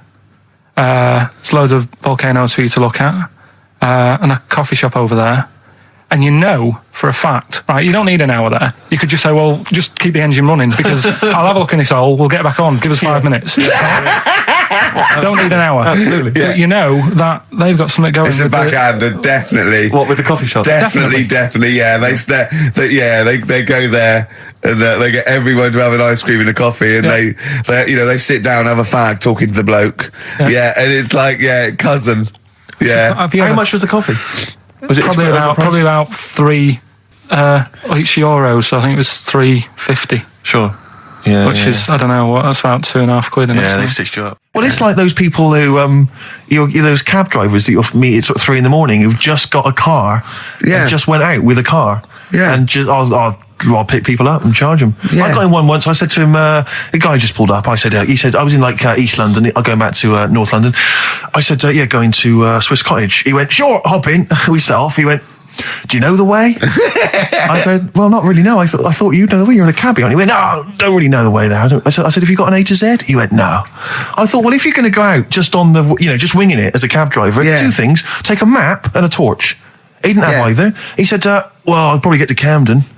I said, right, I'll direct you from there. Drove on for about 5 minutes, making conversation. About 5 minutes later, he went, do you know the way to Camden? I thought you knew the way to Camden. I don't really know the way. I thought you did. Oh. It was lewd. Let me out. £4. Exactly. And that's, I don't know who's got that sort of time on their hands that they just think it's 3 a.m. I'm at a loose end. I think I'll go out doing a bit of cabbing. Wow. Yeah. Because your dad was a cabbie, wasn't he? Yeah, he was, couldn't stand it, but it's good money. He was he wasn't like a chancer though. What was he doing when he put that little Forrest Gump in a weedie bin? That was part of the cab company thing. They had to do like a charity event once a year, and he did it 1 year. Never asked him again. Tell us the story again. I'd rather not, because we got a few sort of complaints about it. Why? Why did you get complaints about it? Because he put a kid in a bin, and it's not the thing to do. So, but we could use it as a sort of sobering lesson for people. Yeah, tell it like a, you shouldn't do it. Nah, but that's how I did it last time. But people still didn't like it. All the stuff I tell you, we don't take the mickey out of people on purpose. No. It's real life, isn't it? And that goes on in life. Yeah. My dad was saying that in hospital, though. Do you know how he was in hospital? Yeah. He did some jokes about old people and that. And he said, at the end of the day, if something makes you laugh, it's funny. And if it makes you laugh, you can't help laughing, can you? Do you know what I mean? So, what are you meant to do? And laughing's good for you. Yeah. So... But being laughed at isn't as good for you, is it? No, but there's probably more people laughing at one person. So if you balance it out, there's only one person who's upset and there's a bunch of people laughing. So it's Jesus. Give me an example of that. Give me an example. Well, for instance, Karl Pilkington as he talks and the people listening. Yeah. No, give me an example of I can't, because again, that's what I'm saying. I can't tell you the story because there might be someone out there who... This person might even be listening and think, I forgot about that and you brought it all back to me. So I prefer to leave it, but I think people know... Why did he put him in the bin in the first place? Because he was getting out of hand. What was he doing, though? You see, I can't explain. You can, don't be silly. I prefer to leave it, honestly. What was he doing? Was he annoying him? He was annoying my dad and the other people in the cab. Right. And he thought, how can I deal with this before it gets too out of hand? Yeah. He pulled over and put the lad in a wheelie bin. I'm going to embarrass. So we'll leave that. So then I was thinking, imagine like going to the doctors and he's saying, yeah, everything's all right, your heart's good and everything, but... Your heart's good? What, your Larry's or...? Yeah, your heart, you're in good form and whatever. Sure. Yeah, it's good news. I had Gianno in earlier. He's not looking good. Yeah. But you're all right, but your hands need to come off. Right. Blimey. That's bad. Like, I get a second opinion initially. But I better good news, I've got a nice pair of feet I can sort you out with. Yeah. And he puts them on, and then I was thinking, right, first of all, washing up, what would that be like? I thought, Steve, that'd be tricky. Yeah. And then the second thing was, it'd probably ruin the sort of the shape of your jumper. Because you have to keep putting the feet through there. Yeah. And then I thought, but I could still cycle in. Okay. To work. You could run in. Well, that's the thing. You'd be really fast. Well, that's what I was thinking. I thought I could still cycle because I could balance, and then I thought, but the only thing is I probably couldn't pull the brakes. Because of the little short things. Yeah. And then, like you, I thought, but then again, you're running in half the time. So that's what was going on in last night. Right. That's what I was thinking about. Sure. Did you? How long did this take? Well, how long does it take to wash up? Right. Because I imagine you just being there for like all night.